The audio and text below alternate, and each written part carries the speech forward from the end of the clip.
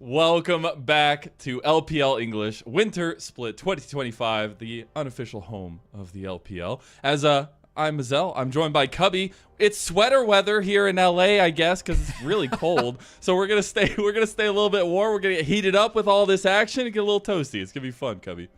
Yeah, I'm going to be honest. I said I was wearing a sweater beforehand. You said so too. I was not expecting us to almost be matching here, and also for you to be honoring Alaska. So yeah, hey, wildlife. It's a good sweater. Here we go. It's gonna be a good time. It's gonna be a good time. So let's talk about why we're here. I mean, it is the LPL. It's the winter split. It's a crazy split, by the way, because we've completely changed the format. And now we're going to go ahead and take a look at that format here, because it is a single round robin, best of 5, 4 groups with 4 teams in each group. And it is cutthroat, Cubby. Top 2 make it to the next round. Bottom 2 eliminated after 3 best of 5s. Yeah, and gotta say, with Fearless Draft going on, I think it's so fun that we just have best of 5s throughout, because with our experience with Fearless Draft from NACL last year, Mazel, we really felt like you couldn't really feel the impact until, Game 3, Game 4, Game 5. The fact that we only have best of 5s to really feel that Fearless impact is very fun.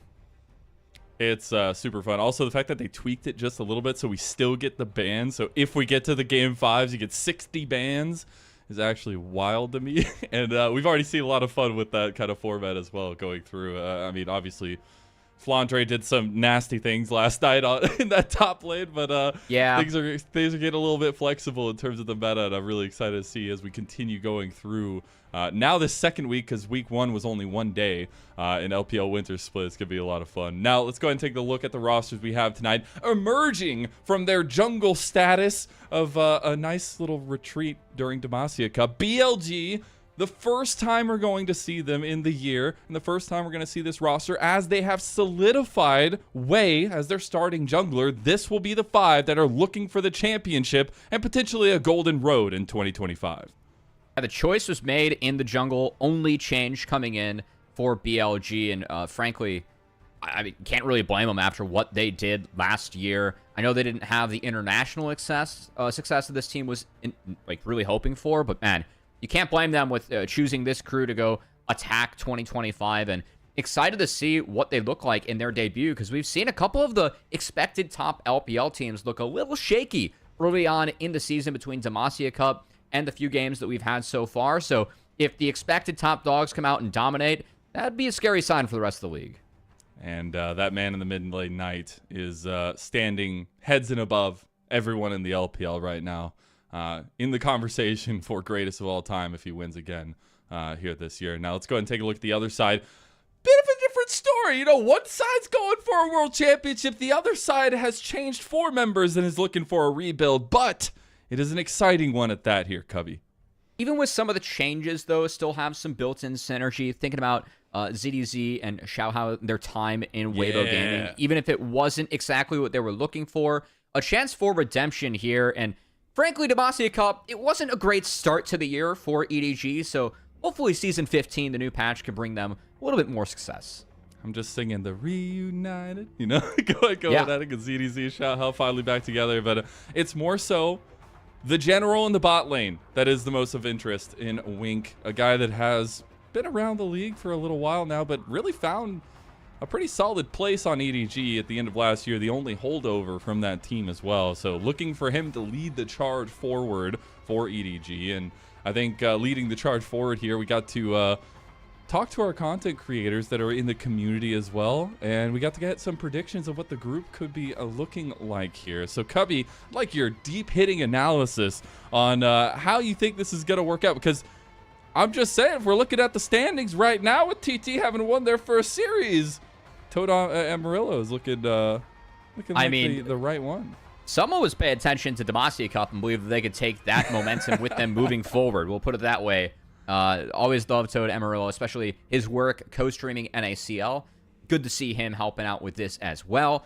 And you can see unanimously, BLG, the highest ranked team, and EDG, the lowest ranked team. So we'll see if EDG can really change our expectations coming into the night and be a little bit more competitive than what we expect. Hey, I mean, TT already making this group a little bit spicy as well. So we'll see if they continue to stir the pot here. BLG sets things right. But let's go ahead and talk about the key piece to BLG. We foreshadowed it a little bit earlier, but that man Knight in the mid lane is walking and treading greatness right now. I mean, this guy has not only been incredible on every team we've seen him on over these last 3 years, he's gotten titles for multiple different organizations, but when you look at this last year, the double title run of BLG, Knight stood above everybody in the LPL in the mid lane position, and that is saying something in a storied league like our own. I don't know, man. I just feel lucky that I get to cast games with Knight. He is one of the best players on the Rift across all regions right now. And we'll see if 2025 can bring him the same success that 2024 brought him, especially domestically, where this guy, I mean, he is the person to beat, and no one's really been able to do so in quite a few years here in the LPL. Yeah, finally really finding a home and creating a legacy there on BLG's side of things now. But it truly is something where, you know, matching Clear Love, not only in titles and Xiaohu now, not only in titles, but back-to-back titles, for me, was the craziest thing, right? Clear Love is somebody who's so lauded, so incredibly, you know, loved in the LPL community. And the fact that he is literally on the verge of potentially crushing some of those, you know, greatness points that Clear Love has had, it just shows the amount that this guy his presence means on every team that he's been a part of. Yeah, I mean, it's just crazy what he's been able to do. The golden left hand of BLG now. And yeah, I mean, the fact that he's been in the golden left hand of a lot of teams, all right? Yeah, I mean, that left hand's been pretty good wherever it's been. But yeah, I mean, the fact that, you know, Knight, he's on the precipice of history just domestically in this league. It really feels like any and all demons that he has to conquer lie outside of the LPL. Yeah. And I'm really curious to see who can rise to the challenge to take down, I mean, Knight and BLG, because, again, no one has really been able to do so. So it's pretty crazy what he's been able to accomplish domestically, and we'll see if he can continue that just unreal success here in 2025. Yeah, and I think the real conversation that I was kind of kicking off in that last statement as well is that conversation with Clear Love. And Clear Love is sitting across from him as the coach for EDG, coming back home to try to make a difference here. And things haven't been all that great for him, but he stands as the first inductee into the LPL Hall of Fame, which is an absolute wonderful honor for this guy who has meant so much for this league. But we are getting so close to that surpassing moment, right? And I think when you think of greatness, these two names are the first you can think of in the LPL. I mean, Clear Love, his name was synonymous with the LPL, especially as this league really picked up more international recognition. Like, personally, as a fan myself, I started watching the LPL when Defs came over and joined the league in Season 5. That was when Clear Love was running everything going on in the league. He stuck around as a coach, still has an impact, his fingerprints on EDG, and we'll see if he can help his team overcome the monster that is BLG. And somebody that's going to very much help them get over that hump is the person they've stuck around with. It is Wink. And I'm hoping that behind the scenes they can have a really cohesive relationship, Clear Love and him, on the direction that they want to take this team. Because when you need direction for EDG, there is one place you look, and it is Wink. And I find that he is the one that is setting up a lot of ideas, a lot of plays. Even when you look back to last year with JJ, who is no longer part of the EDG team, him and Wink's combinations were so potent. But this guy in fights has really good sense of most of the time, at least, where to be. And I think he does have a clutch factor to make EDG feel a little bit better about themselves this year instead of what happened in 2024. Yeah, it feels like this guy is a support that's on a team that, I mean, he's better than, right? EDG has not experienced the same success that they were originally having in the LPL, the early days, where EDG was one of the top orgs to beat, and we're doing damage domestically. Wink feels like he's performing a little bit closer to that version of EDG than the version that we've seen the last couple years here in the LPL. So, I mean, frankly, I was honestly kind of hoping that he would upgrade a roster. I feel like some of the pieces they brought in around him can upgrade EDG for this year. But again, Demacia Cup was not a promising start, so we're going to hope to see better things from this roster today against BLG.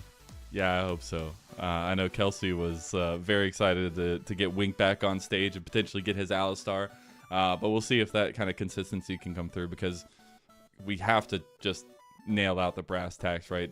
This is a tough first best of 5 for EDG to be taking on, unless for some reason BLG have fallen asleep at the wheel, which is totally possible. But it is something where you only get a couple losses before you're looking down the barrel of being done in winter. And so every single best of 5 matters so much, and you have that kind of bend and break of, well, you have to find synergy, you have to build that synergy of playing together.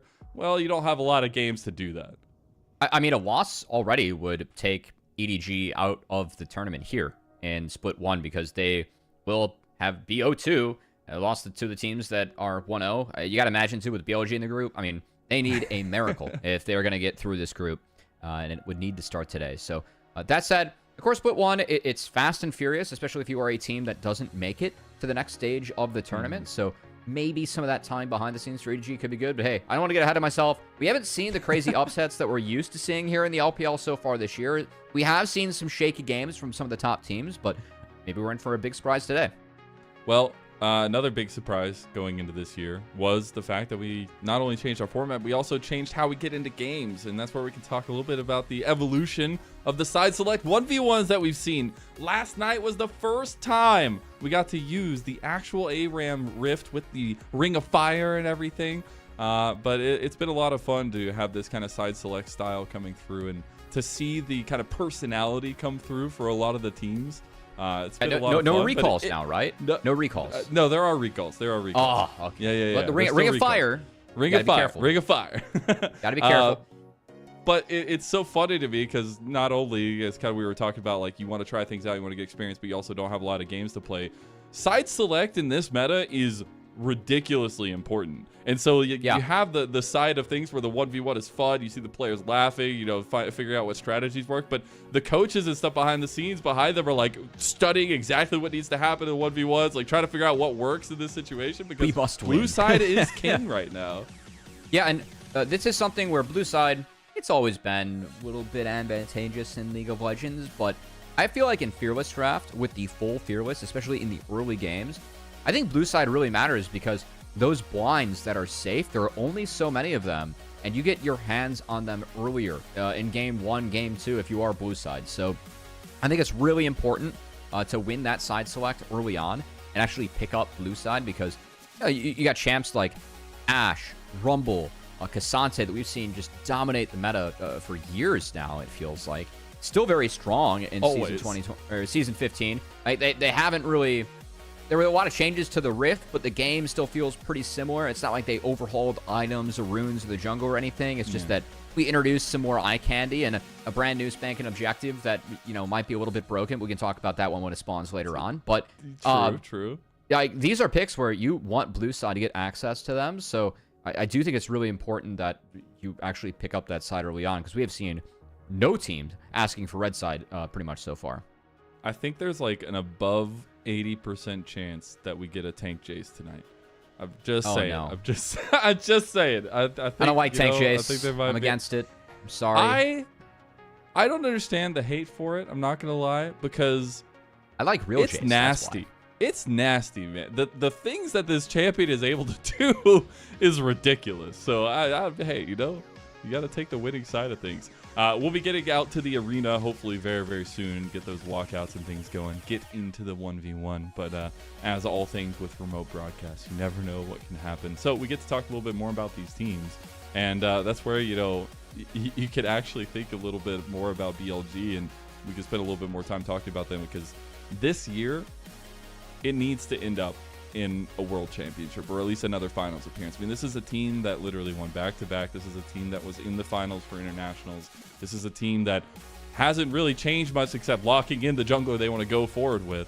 And if they don't find that, I think it's a failure. I mean, you can put it that way. You can also say that the only thing that kept them from a world championship was vintage Faker in literally 2 games, Faker. Right? So, again, the expectation for this team, it does have to be high. They've earned that. there are only so many teams in the world where you can be like, if it's not a world championship, it ends in failure.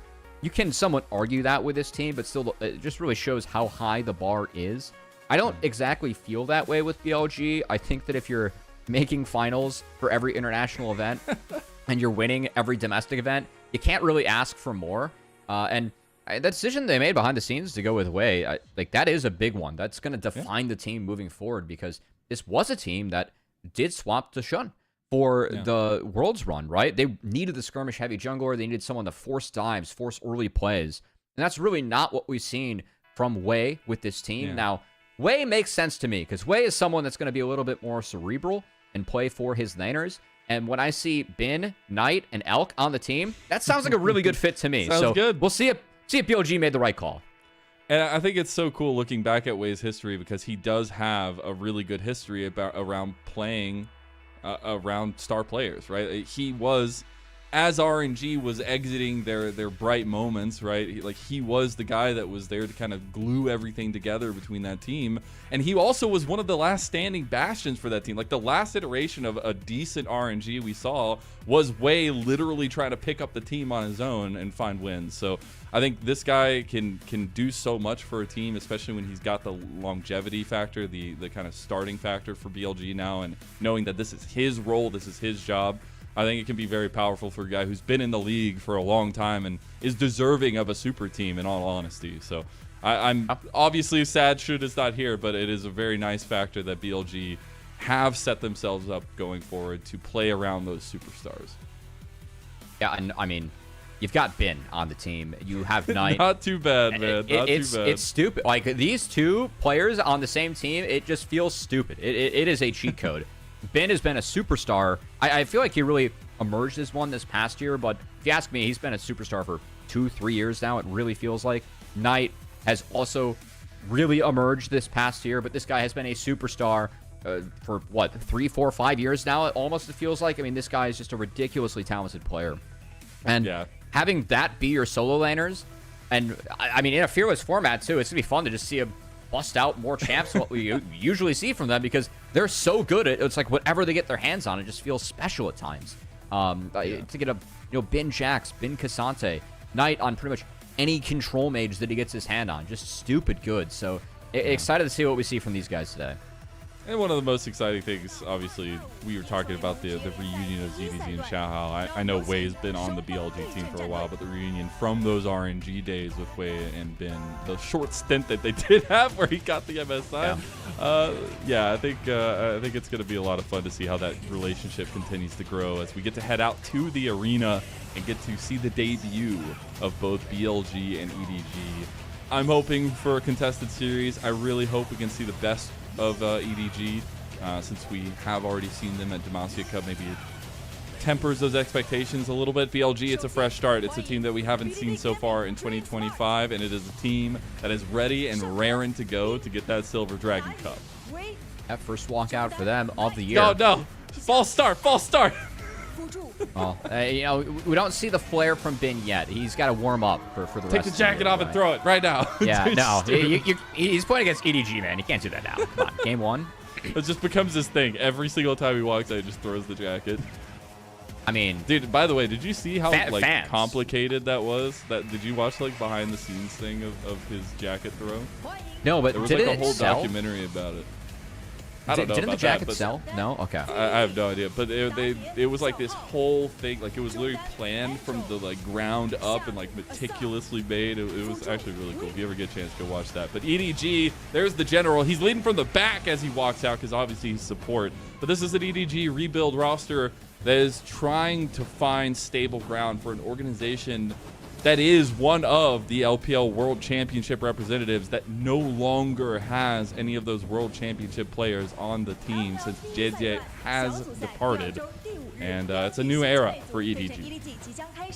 Yeah, and frankly for EDG, if you have any hope of winning, maybe Wink versus On, you got to believe that if there's any angle that they can hope to get some sort of advantage, maybe it's that. Maybe Wink's able to make some plays to get things going on the map, but again, you're going up against the beast that is BLG in the LPL. And honestly, Lennon, if you're BLG, who's going to rep you in the 1v1?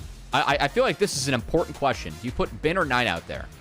I feel like that's what you gotta like go with. all the top laners, so I think it has. I mean, the only one that hasn't has been Xiaohu. Yeah. But it's actually, I think it's if I'm looking at it correctly, it's On versus Angel, which would be hilarious. What, are they trying to send a message? It's on soloing Angel. I did get confirmation from Hoopu post. Thank you. Shout out to Hoopu Esports, by the way. Wait, we don't get to see the 1v1? They're just ahead? No, we you spoiling it? Too. Oh, no, we get to. Okay. I'm just telling you who's a part of it, my friend. Well, you said on over Angel. I got confused. So. No. Wow. I gotta say, it's gonna be an interesting combo though. As someone who is peaked Diamond 1 in every role in League except for support, where I peaked GM. I don't know why you'd send the support out there first, because the reason I was able to peak the highest there is because I do not have hands. Man. He's been practicing. He's been practicing with Ben. He's been boxing with him. You know, he wants to throw the hands. He's like, I can't do it in game because I'm going to be playing support, so I got to do it in the 1v1. In 2025, On is going to overcome the off allegations by winning 1v1s on the LPL stage. That's how we're starting off. I don't know. There's too big of a pile of paperwork there, Cubby. I don't know if it's gonna work, my friend. Well, you know, he's not going up against Carrier. You go 0-9 as Bard on the final stage, and you win the cup with that game. I love it, man. You know what? He's not against Carrier. That's important. I feel like that's step one, as we might get the. You know, the other time I casted this, it was also Rumble versus Corki. So I guess we just get Rumble versus Corki. You're bad again. luck, man. I don't like this matchup. I want the Draven versus Draven again. That's pretty fun, actually. There are some interesting bans at least, but they just went straight for the Corki Rumble. On, it is a pretty decent Rumble when Rumble was being played in support. Angel actually Rumble support, yeah. A pretty good Corki as well, but I don't know how this is supposed to work out. I just feel like the Corki is gonna be able to just have so much standoff damage and get the poke in. So when I saw this, Wonjung actually won this as the Rumble into the Corki. He took Ignite and Exhaust. And the Corki was Exhaust, which you need, because you have to exhaust the overheat to Rumble, and Conquer. I was a little bit surprised about the Conquer for the Corki. Okay. They need I guess. Maybe? Well, I will say, do they get to see who they're up against? Yeah. It's decided. Okay. I didn't know if it was blind or not. No. Then, okay, Conquer kind of makes sense because you can play, like, your Gatling gun stacks it up quickly. But it's a bit of a mind game here between you have to space the overheat from Rumble. You cannot get all in.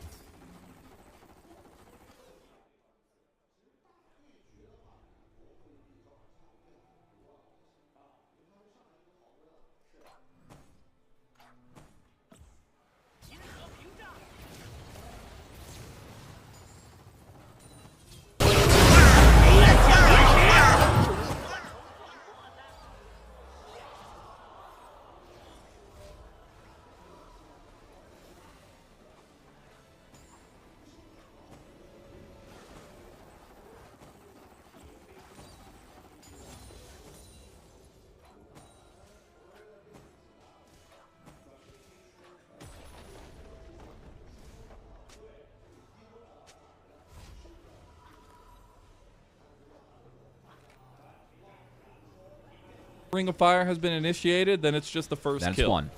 Yep. Okay. Well, not a great start for On. Fortunately, getting some mileage out of the refillable potions. You can see he actually left base early and popped one, so he's not 100% health, and he's down one refill. But he really wanted the XP, and frankly, he's in the hole early. Well, hey, you just got to double down to get out of the hole early. I think that's what the factor is. Yeah, the mistake from On that time around was he decided to take the fight in the middle of the wave. I was like, all right, using the brush, like, use the harpoon, that's fine, but then he missed one. Angel Valked over it, and then he's stuck in the middle of the wave, so you can't land any more harpoons. You're just taking the auto damage from there. So with Rumble, you get some wave prio, can play up in front of the wave, try and pressure Angel off, threaten the harpoons, that's really good, whereas Angel needs to, play a little bit of game of cat and mouse with that. The cannons are worth 156? Oh my god. Is this in Swift Play? They're making money, man. Hey, they make a caster minions special at 49. Yeah, that's So Is this just going to be a standoff? Is this literally just going to be a farm to a HUD? Like, it just feels, maybe iCaster cursed it. Maybe. Ignites are going down. Yeah, both of them pop now. Angel trying to chase down On. He has the level 6 advantage. But it just feels like a wet noodle fight. Well, we might get to the point where you got to all in if you no. His barrier popped. And Angel still having his barrier up. Definitely has the fight advantage here. On can chunk through that with a correctly timed overheat. You know, maybe the BLG coach just wanted more practice on red side. Maybe that's why On's in here. It's not been an impressive start here for On. Yeah, it's a few struggles. Okay, yeah, we're going to ult the wave and base. That's unfortunately probably the right call. We'll see if he sticks around for the fat caddy minion. Not going to be the case, as that's 156 gold. Sorry, 174 gold. It's missed out on here by On. You know, fun fact though. So they do like these kind of off-season events and stuff, especially like around LPL All Stars, and one of them is like 1v1 King, and in one of the iterations of it, On did win. Harder was the last winner of it, but I believe it was like 2 years ago, 3 years ago maybe, that On won the 1v1 tournament, which I think is hilarious. And maybe maybe he was using that information to bolster his case on being the one to play this one. Oh, that's On is getting He's got chunked. He's got it. Oh no, that is a scary dog, and maybe the bite's worse than the bark. All right, well, that's one kill. Needs another, but the Hex Drinker was secured, and On just got roasted and toasted. You can see Angel and On having a decent They're lap. having fun, man. Yeah, that's what I find so funny about. Like I said, literally the coaches are standing behind them, like trying to dissect everything, like the stats, and try to figure out like what's good. But the players are just having a lot of fun with it. Yeah. Well. Oh my God. We'd like to have On wins. Yeah, we'd like to have On maybe have a little bit less fun here. Okay, but Angel, Angel's hands just are gonna off. hold his hands up. Hands are That's off. it. Side select has been gained by EDG. GG to Angel. That's got to be a good feeling. Bringing home a dub for the team in the 1v1, sending the message. And On is like, Coach, why do you put me in for that one? But Coach, they wanted some red side practice maybe, you know? Yeah, maybe. We'll see. Maybe. It's Angel at least getting a little bit of warm up there. And maybe On getting some kind of warm up as well. Maybe I may not be an LPL support. expert. I'm not an expert in LPL, but I think that Bin's Rumble might be just a little bit better. You know, they're just gonna throw that Bin's one just out sitting there with his arms crossing. He's like, man, you put me in. You're gonna ban Jax. I could have easily gotten Rumble. Yeah. He's gonna pick Rumble now. Honestly, Rumble traditionally, he had some incredible performances on it at Worlds, but also leading up to it. But Rumble traditionally had not been Bin's pick. I'm just gonna say that right out. But we'll see. Well, we'll see. I mean, it's been popular. I will say. I know it's not Bin's pick. He's gonna play tank Jace. I'm telling you right now. Doesn't mean that he's terrible. He's a. I would say, like, for Bin, is Rumble his best champ? No. Is he still a very good Rumble? Absolutely. When he wants to be. When he wants to be. Yeah, when he wants to be. So EDG have obviously selected blue side. You saw that on your screen, but now we can start thinking and talking a little bit about what we can expect for this game number 1.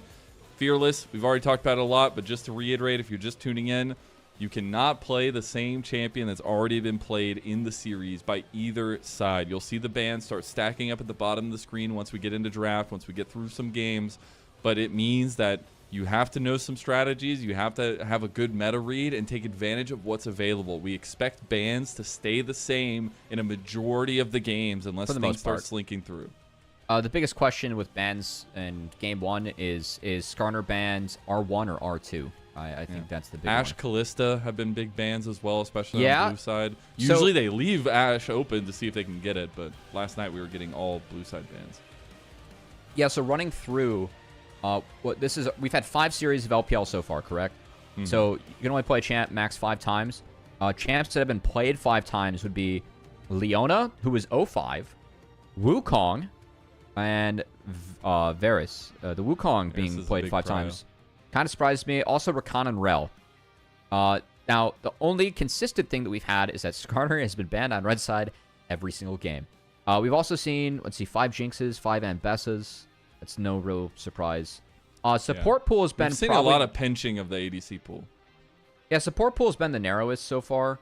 as well, just in terms of the champs that are picked, because a lot of the good engaged supports, eventually you run out of them if you do get to 5. But it's been interesting. Some champs like stay on the ban list, so some of the other champs that we see 5 games of, not necessarily always the most popular champs traditionally, but hey, like it's kind of weird seeing Braum with no bans but being picked in all 5 series, right? Yeah. So yeah. Well, we have some consistent, familiar top and jungle combinations. We've already said going through it, but I still think this top lane is going to give us a lot of information of maybe what we can expect from these two guys. I mean, it's the unveiling of Bin in 2025. He's been watching Flandre do disgusting things in the top lane. Is he going to be cooking? Is he going to be played towards the team? ZDZ, I think a little bit more of a tragic story since that time with Xiaohao on Anyone's Legend. You know, didn't necessarily have as much success on Weibo. Bounced around a little bit. Now coming over from his little FPX trial this last year, and still hasn't found that kind of consistency that I'm looking for from him, because he's a guy that will just fight you tooth and nail in laning phase, and sometimes to the detriment. And I'm hoping to see that cleaned up a little bit against Bin. Yeah. For ZDZ specifically, I will say ZDZ, not a player that I haven't been familiar with in a little bit, because it feels like he has been just kind of downgrading in teams with his trend through LPL. But again, with this EDG roster, I mean, a chance to try and do something. He's reunited with Xiaohao, and I mean, going up against Bin's a beast of a challenge. But I mean, for a lot of these guys, it could be a redemption arc. And again, I really like Wink at support. I think Wink's actually a very, very good support in LPL. Angel, of course, a legendary player in the LPL too, so you have some experience on the roster as well. And I know that we're fading EDG. It was not a good Demacia Cup performance for them, but hey, I frankly, we've been surprised by some of the performances early on. The game's been, I would say, overall closer than what we expected, even though the scoreline wouldn't say so. So curious if that trend continues today and we get something interesting that happens. We got our first 3-0 last night. I was a little bit sad, you know. Hopefully we don't get it that also many helps. Fearless draft, harder the 3-0 is my personal opinion. I feel like teams would agree. You're just forced to play 3 different strats. It's not like you can win, you know, 2 of the 3 games with 1 strat or something similar, or just change up a pick or 2 and go from there. So you are forced to play different things and different styles. So we'll be keeping a side eye on that top lane matchup, but I think the big ticket item here has to be that Wei versus Xiaohao matchup. Not necessarily against each other. I mean, that's obviously going to be super important in the series itself, but more so their individual stories. And Wei, you know, not necessarily having the brightest of performances before this last year on BLG, since that time on RNG, but now finding his footing again, going back to his kind of roots and trying to play around some superstars. It is very telling that they wanted consistency at the role instead of maybe a little bit higher of a ceiling in terms of mechanics. It's more so, we need you to do a certain strategy, we need you to execute something, and they know that Wei can do it. And I think that speaks to the level of player that Wei is, and I'm hoping that this is the start of kind of a rebuilding of his legacy that he had already started carving out on RNG. Yeah, it is weird too, because this is a player where I'm used to seeing him play in big games, go international, and for him to be benched by his own team internationally, and for them to experience more success. Like, I know BLG didn't beat T1, but no one's looking at that tournament being like, yeah, benching Wei was the wrong move. It was the right move. They were playing much better league with Jun. So this can be almost a mini redemption arc for Wei. And again, the expectations are, they've never been higher, I think, for any team. This is a team that has been nothing but dominant. The only change they made was pretty much picking their jungler, right? It's not like Wei is an outsider and we have any question marks. No, these are arguably, or I think unarguably, the 2 best solo laners that we have in the league. Elkanon are elite in their roles. Wei is an elite player as well. It's just, you know, how well can these guys play together and how far can they go? Those are the questions that we have for BLG. And when that's the bar, you know, it's hard to beat that. There isn't much further you can go in terms of beating that. So there is not. It's a pleasure to get to watch this team. And again, like, what you don't realize is BLG, obviously a newer organization after switching over the name, but these back-to-back championships from last year, that was the first wins for the organization, which I just think is so cool. Knight just comes in, says, here you go, have some trophies in your trophy case. and continuing his legacy building there, because I know we've been talking a little bit around those, and we talked so much about Knight earlier, but he is the key factor to me for this BLG team. And we're going to be getting into draft of our first game in this best of 5. We'll see what gets picked up first and foremost. We already have the Goodbye, Skarner. Kalista ban Oh, no on Skarner EDG. ban. The No. Ashe return. I mean, I told you it has to be these two. Usually we see it split between the two. Last night we were seeing both on blue side, but we'll continue to focus down some of the big picks that are in the meta right now. The Vi is banned out. That Skarner you were talking about banned out. Maybe a couple more picks coming through. It was R2, you know, they're giving EDG one more pick to be like, maybe they ban it. Not the case. Skarner remains the only thing consistent about Fearless Draft, which is he's banned on red side, and frankly cannot blame teams for that, as that kid is disgusting. So, Yep. That said, now that we've taken out a few picks, Varus has been pretty high priority for a lot of teams, and Lennon, I mean, looking at EDG... Galio. That Galio ban, that signals to me they probably want Rumble first pick. I love Knights just cheesing as he sees the Galio ban. We actually got to see Galio last night from Flandre. Hey, Rumble? You know, it wasn't incredible. Rumble is not banned, and ZDZ loves that chain. I was telling you, he's a bloody fighter. He loves to just go tooth and nail in his top lane matchup. He loves to do that on Rumble. And with Galio being banned, that really has been the counter to Rumble that's emerged, and one that I think is really, really powerful. So that being banned out on 3, I know you called out Knight, and rightfully so. His Galio is legendary, but that is something that's being played more commonly top, or it's about 50-50. Yeah. If a Rumble's picked, I expect it to be top. So that, for me, really signaled that it is a Rumble opener. And now we'll see where BLG goes. Mobility in the solo lanes, a little bit more important to try and get around that equalizer. And set up for the Rumble for EDG, something to look out for now in draft. I was talking with Alk last night a little bit about draft priorities, and we've been seeing kind of differences between teams. Sometimes you get the bot lane picked in the first 3, where you have kind of initial priority in that term of what you want to get down there. Sometimes we see it fall to the second phase as well. Here, it looks like we're going to get it right off the bat for BLG. At least there is a lot of flexibility between these two picks, but we'll see if they want to play with that flexibility as well. Yeah, and overall, we talked about some mobility going up against that Rumble. Corki, Valkyrie, that's going to help with that. Zyra, though, someone that is going to be vulnerable. And again, setup is what we're looking for now for not just the Rumble, but also the Victor. The Victor scales very well throughout the game, and a very high priority pick, even after the micro patch. So, curious now. Of course, they do have the option to put the Corki bot if they want to counterpick Victor, but frankly, we've seen it much more mid, and I think the pick is a little bit more favorable mid for me, especially with that Varus being locked in. I'd put the Corki mid, accept that matchup against Victor, and try and find something else into the Varus. Yeah, it does feel like EDG kind of got the pick of the litter. I mean, this is why you go blue side, because you do end up getting some good advantageous picks in that regard, and they are going to have a very powerful draft to start us off at least. The Fiora Hover, get out of here. Get out of here. You know we just got to pick Cassante. I just get locked in, though, for mid, so he'll be taking that into the Rumble if the Rumble is going to end up going top lane, which we expect it to. We're in the second phase now, though. Some jungle priority going to be focused on here from BLG on that red side. They ban away the Zin's out. Do like the Zen pick that can really get up in the face of Zyra and Corki as well to help assist Victor in that mid matchup. Expect EDG to take away some of the marksmen that might be good against Varus. I think a Jhin ban would be warranted here. Can proc the Zyra plants really easily with that Deadly Flourish, and has a lot of range where you are immobile in a Rumble, but you might have the range to actually help set up a lot of the damage that BLG is already showing in this team. Is BLG has just been having a ball on stage today. I feel like all 5 members that's have been dangerous, at some man. point. That's dangerous. When this team is vibing, they are ruthless, and you get to watch a lot of the comms and stuff from this last year, and it's crazy how much. Yeah, how much they can destroy people while they seem like they're having their funnest day at Disneyland, right? Like they are literally just guffawing while they kill everybody on the Rift. It's just hilarious to me. We do get a little bit of a different focus as the final bans do come through. It is the Wukong to continue the jungle focus for BLG, but it's the Yone actually going to be banned away. Not trying to give that one over to BLG.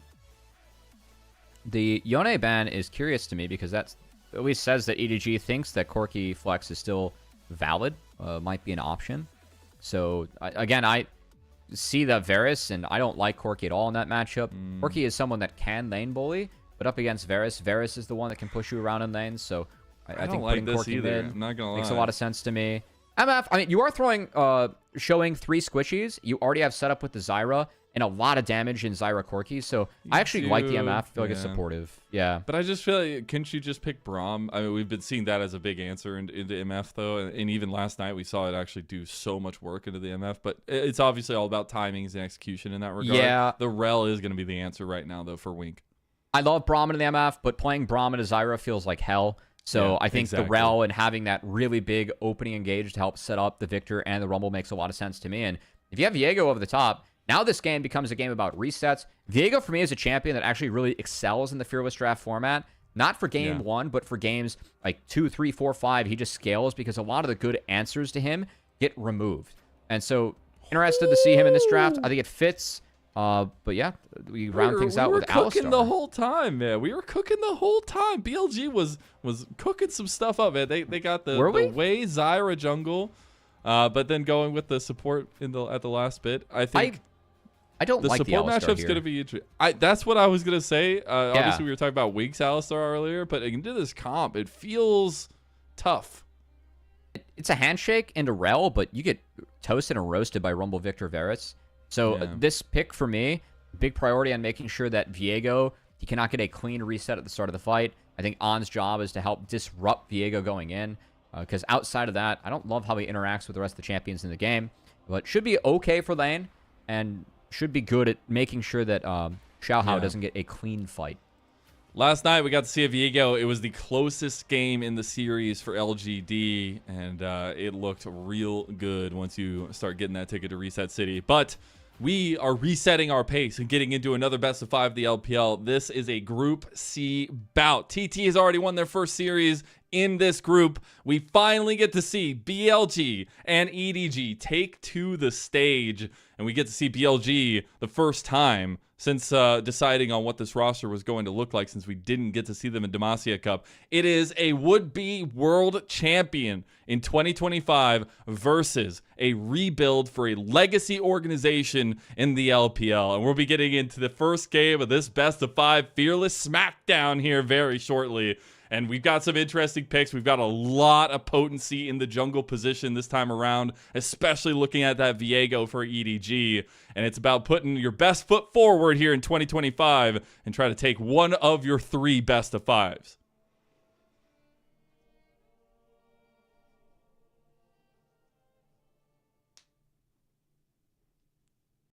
I was wondering if we're going to get some gyos, but there we go. That's what I was waiting on. Let's go, crowd.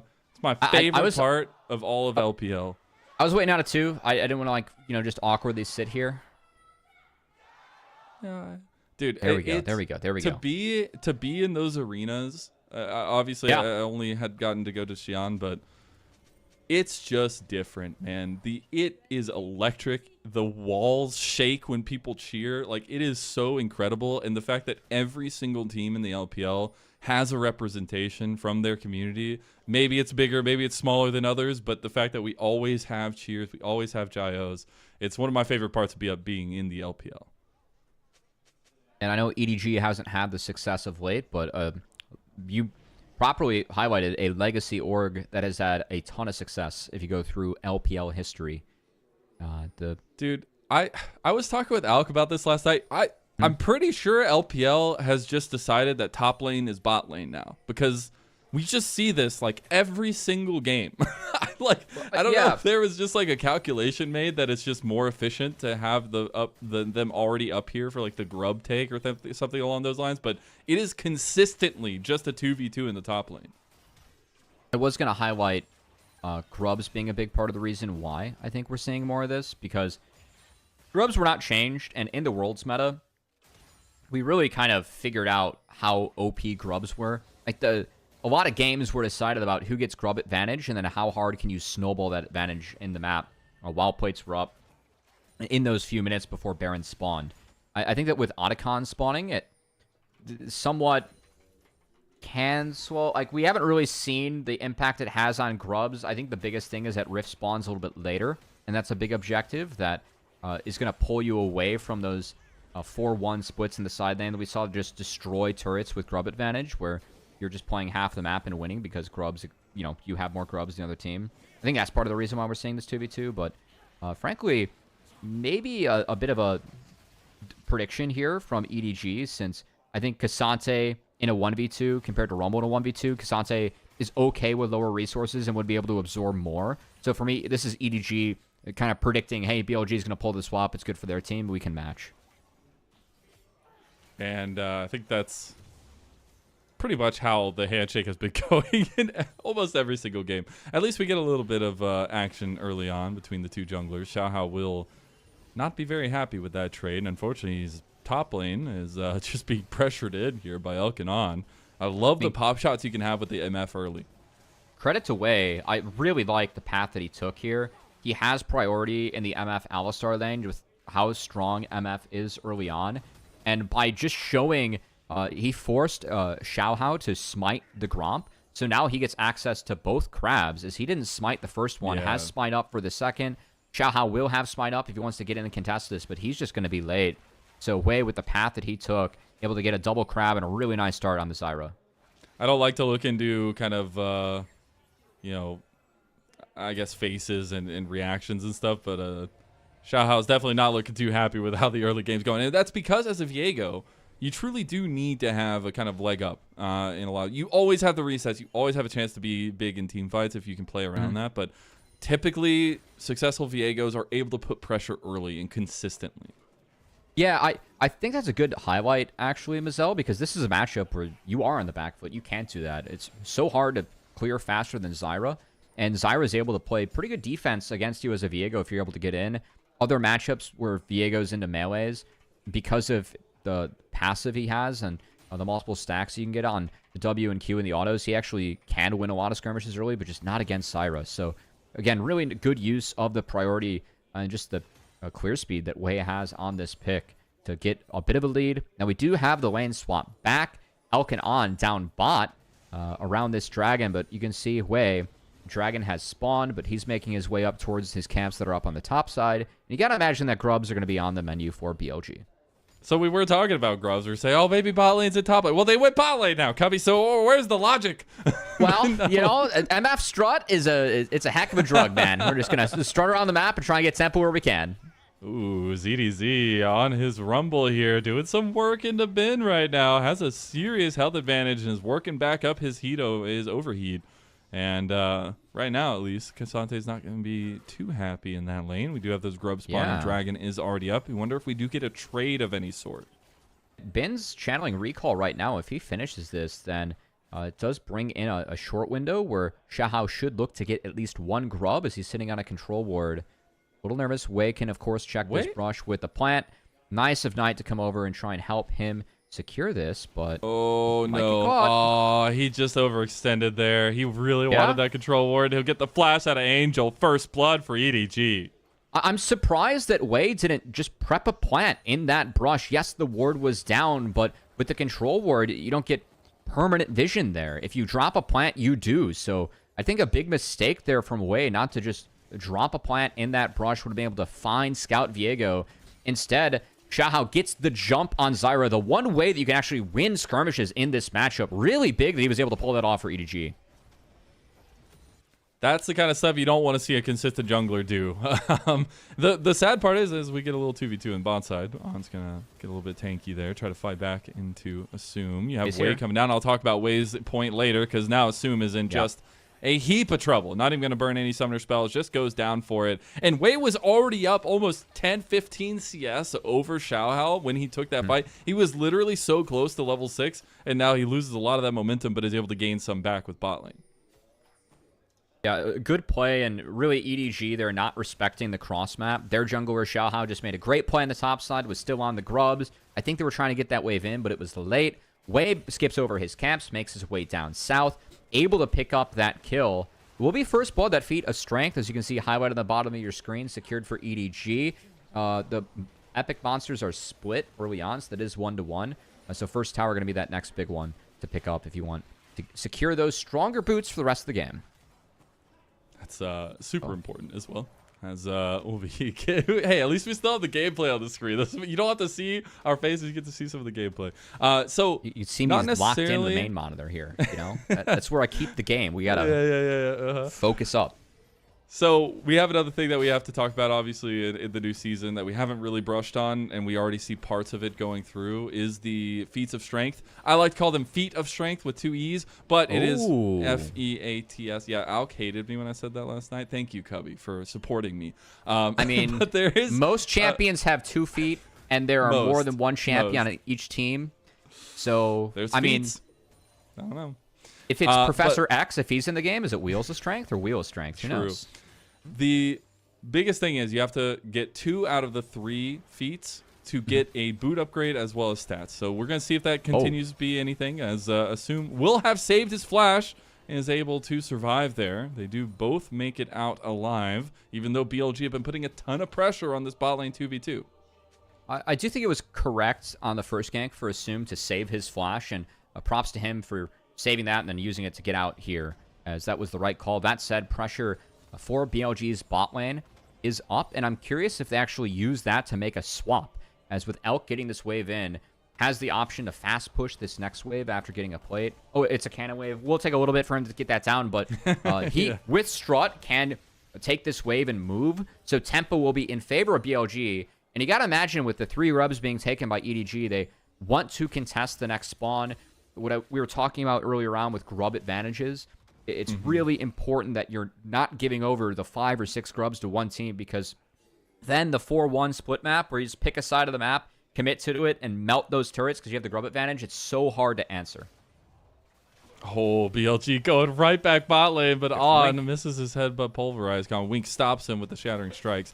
And now you are looking at a little bit of turret plate action here, but you already have that first blood secured by EDG, talking about those feats of strength. The other ones are 3 epic monsters or first turret. So if EDG look to get first turret anywhere on the map, they can absolutely claim those, but they're very far from that in any case. And BLG are coming right back to the well here in bot lane. And they still have the potential to bully with that early kill that went over onto the Varus. Alk, big CS lead, has that BF sword, which hits so hard with the MF at this point of the game. Is Wink not going to stop that one?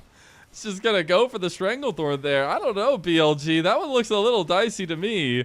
Isn't going to pop the Unbreakable Will there, so he will still have that up. Now you get the 1v1. Ben has decided to give ZDZ a taste of his own medicine, and just is going to get the flash out of him. So that'll be returned to, no doubt. Importantly, though, ZDZ holding on to that ultimate. He has TP up. If he's able to get back into this lane with a TP, could be really big, as Ben, he missed that 1Q, so couldn't prep the Q3. ZDZ does have TP, and again, grubs have spawned, and a lot of big cooldowns burned by the top side of BLG. Wei has no ult, still has no flash. Ben no ult, will be TPing back, but ZDZ with the ult advantage. That's going to be bigger for the grub fight coming up. Oh, he TP's bot. Yeah, that's, I guess, in response in some regard, but the grubs like have already been started. Yeah, TP is coming out now as well for Ben to rejoin the fight up here, and they're just going to give the grubs. They got one of them, though. Xiao got one. Yeah, so it's 4-2, but I really feel like if ZDZ were to TP back, yes, they would be losing a lane of XP and CS, but you get the 6 grubs, and then you can really use that to push BLG around at this point of the game. Instead, BLG able to at least pick up 2, so grub advantage will be in the hands of EDG, but not nearly as bad as it could have been if they sent ZDZ to that fight with the equalizer up. So I don't love that decision by EDG. I think that a grub advantage in this game would be really, really big for them. Yeah, and the other thing is they did have item spikes over BLG in that case. I mean, Kraken Slayer was already completed for Xiaohao, so there was had double ult advantage topside. Yeah, both ults were up topside. Wei's flash was coming off cooldown, so I think EDG, if they sack that bot lane, go for that play, would have been really big for them. But hindsight is 2020. EDG in the state they are now. Very even game, even though about a 1,000 gold lead for BLG. 12 minutes in. We will have another dragon coming up. BLG been trying to stack those up as quick as possible. Also trying to help themselves with that epic monster count here. And it looks like we're getting ready for a tussle down here, Cubby. Yeah, at the moment, priority, Knight just cleared out that bot lane, which is going to help BLG get in. He's invisible, Elk! No! Oh, okay. Well, that sidestep was pretty clean. And Assume's going to want that one back for sure. Wait, not able to hit the grasping roots there, but we'll be turning right back to the dragon area, and EDG going to give that objective up. Yeah, I really like how Elk is playing this MF early with... Oh, hold on. Oh, he got him with the Magnet Storm. Oh, my God. How has Elk sidestepped every single skill shot, but he ends up dying anyways? Xiaohao's not going to go for the soul there because he is under turret. And EDG will strike again. Bit of a caster curse. What I was going to say is I love how Elk's stepping up and using the BT, using the free boots with MF's passive. You get a lot of free movement speed to really pressure. And you can see him still using that movement speed well there, even when he did go down. But that wave wasn't the right one to step up on because Knight was hitting the dragon. So they really killed some of the tempo of that, because if he just lets that wave go, they would have been able to secure the dragon and move on from there. Instead, allows EDG to get in for the dragon, and they're looking to secure it. They are. BLG want to contest over it. Knight has an angle there. Headbutt Pulverize misses again, and we have to question this Alistar pick as the dragon goes over to EDG. We have not seen the combos connecting for BLG thus far. Maybe the break at Demacia Cub with the Rust coming into effect. Will say Awesome was able to get out of that with a flash, so it's not like it completely missed. It did have to be flash, but that is a cooldown. We'll see if they can punish later on. Still, dragon going over is big. And Elk, I mean, this is gutsy. Like, the sidestep on this is beautiful. You already got a major cooldown out. Look at where Knight's at. He's clearing out this bot lane. If Elk doesn't approach mid here, it's an easy rotation. The dragon where Knight has prio bot. Wei was starting it. Instead, Elk steps way too far forward, not respecting where his team is on the map, not respecting EDG, and he goes down. He even burned the cleanse there, but the slow is constant, so it doesn't really do much there. So unfortunate for him. Does start off with the BT, though, and maybe having a lot of healing factors for him to try to keep that survivability up at least. We'll be getting close to second items for the leading candidates here in this game, and more so looking at Xiaohao, who's been able to try to keep up with Wei. And on this Viego, that is super important because we said a big factor no matter what time or what place you are in the game if you can play around it. Well, I mean, Viego is off to a much better start than what I thought so far. Again, the fact that he has so much money. Yeah, he does. But the fact that this Viego is close to even with the Zyra, that is overachieving where it should be in this game, especially with that opening double crab that Wei had, some of the tempo he had just with Zyra's clear. Still, I think biggest cooldown and person to watch out from here, Wink on this rel. He is the one that has to make these big opening engages to really set up the equalizer, set up the resets coming out from Xiaohao. So for me, eyes on him in these team fights to see if he can set up his team for success. I love putting a little bit of pressure on Xiaohao's shoulders, though. I know we talked a little bit about him earlier. It hasn't necessarily been the brightest moments since his time on Anyone's Legend, but now ZDZ, his Anyone's Legend teammate from all the way back then, is not going to have any support on bot side and lose the turret. So that feat of strength will go over to BLG. Still a nice harpoon. I think that harpoon saved his life, as On did show on Vision. The slow made sure that On couldn't combo as the turret went down. Could have been at least a flash burn from ZDZ. So good awareness from the show. This is feats of strength. Yep. This is secured. So Rift Herald picked up by Xiaohao. First turret might have gone down, but this Rift Herald could be a turret and more if EDG plays it well as they rush towards the top side. That's huge. Atacon also going to be spawning in top side, and this is the big elephant in the room that we were talking about. About the new addition to League, but also one of the most dominant pieces to the game that we see now in the new season. And we'll see both teams kind of palling around up there as Wei uses his Stranglethorns on ZDZ. Now you got the ulti from Angel coming down. Xiaohao wants an angle here. He has a good Sante, though, guys. I don't know if there's going to be much available there. And it's all pressure on top side. As I will say, the track record of people getting the feat of strength is not great in terms of the win condition. It doesn't mean an auto win. It just means that your boots are better throughout the game. You have the option of course, buy the tier 3 boots, which is nice, but it's not like it's a game-ending buff or anything like that.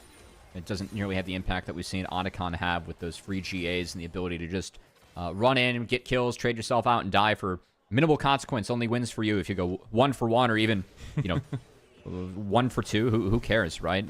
If you're able to get those early resets in.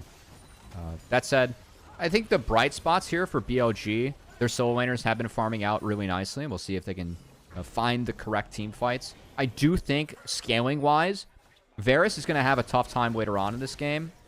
Should get outranged later on. And I do think that EDG as a team are going to get outscaled later on, too.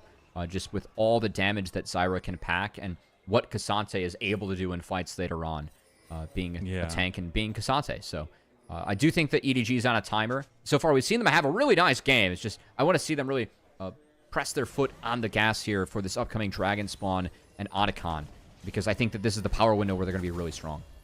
And that's where I was kind of setting up the conversation around Xiaohao, and the fact that I like that pressure on his shoulders, because this is a guy who, yes, again, hasn't had that big success since his time on Anyone's Legend, even that time on Weibo.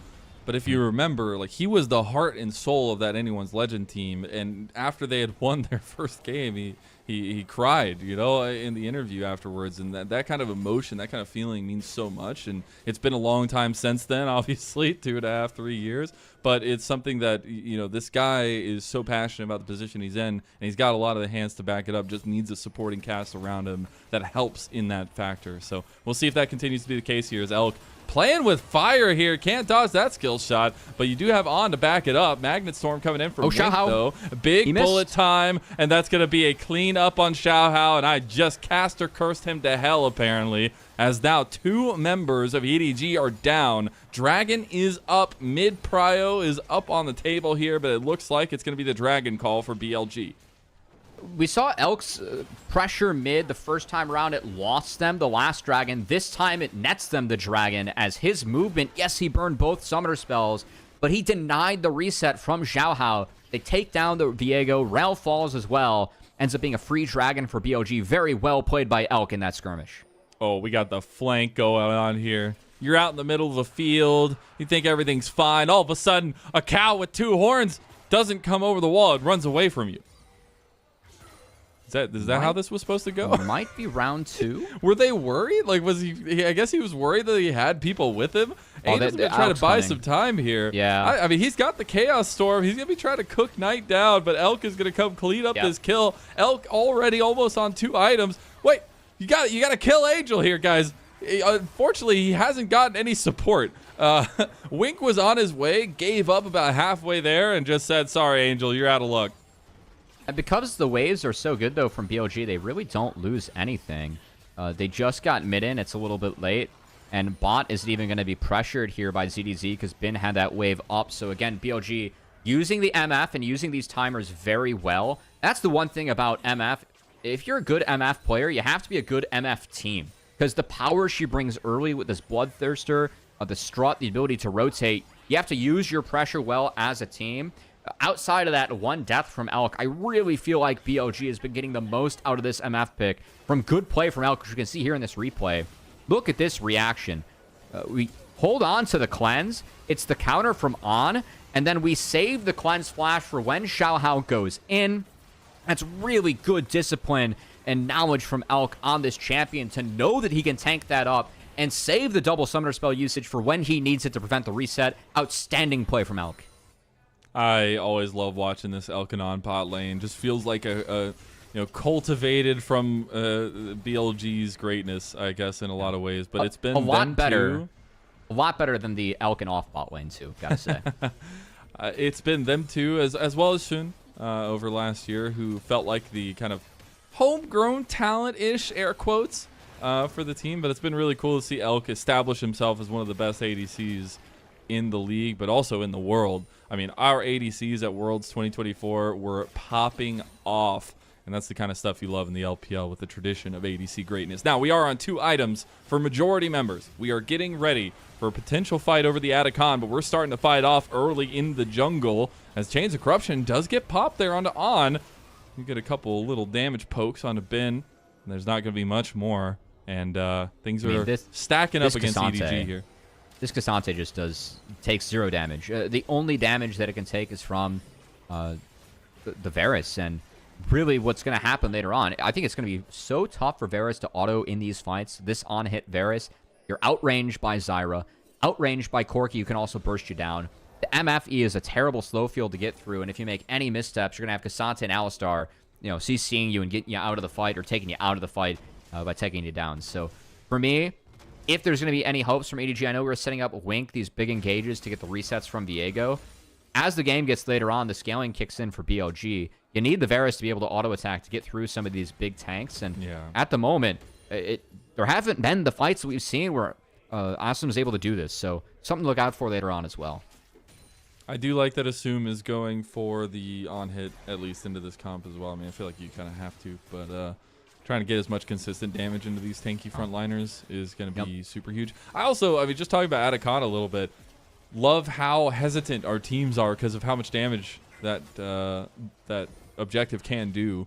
And you see just a lot of hesitancy around starting it because it does so much damage that you have easy responses from teams. So typically you want the enemy team to start it up first.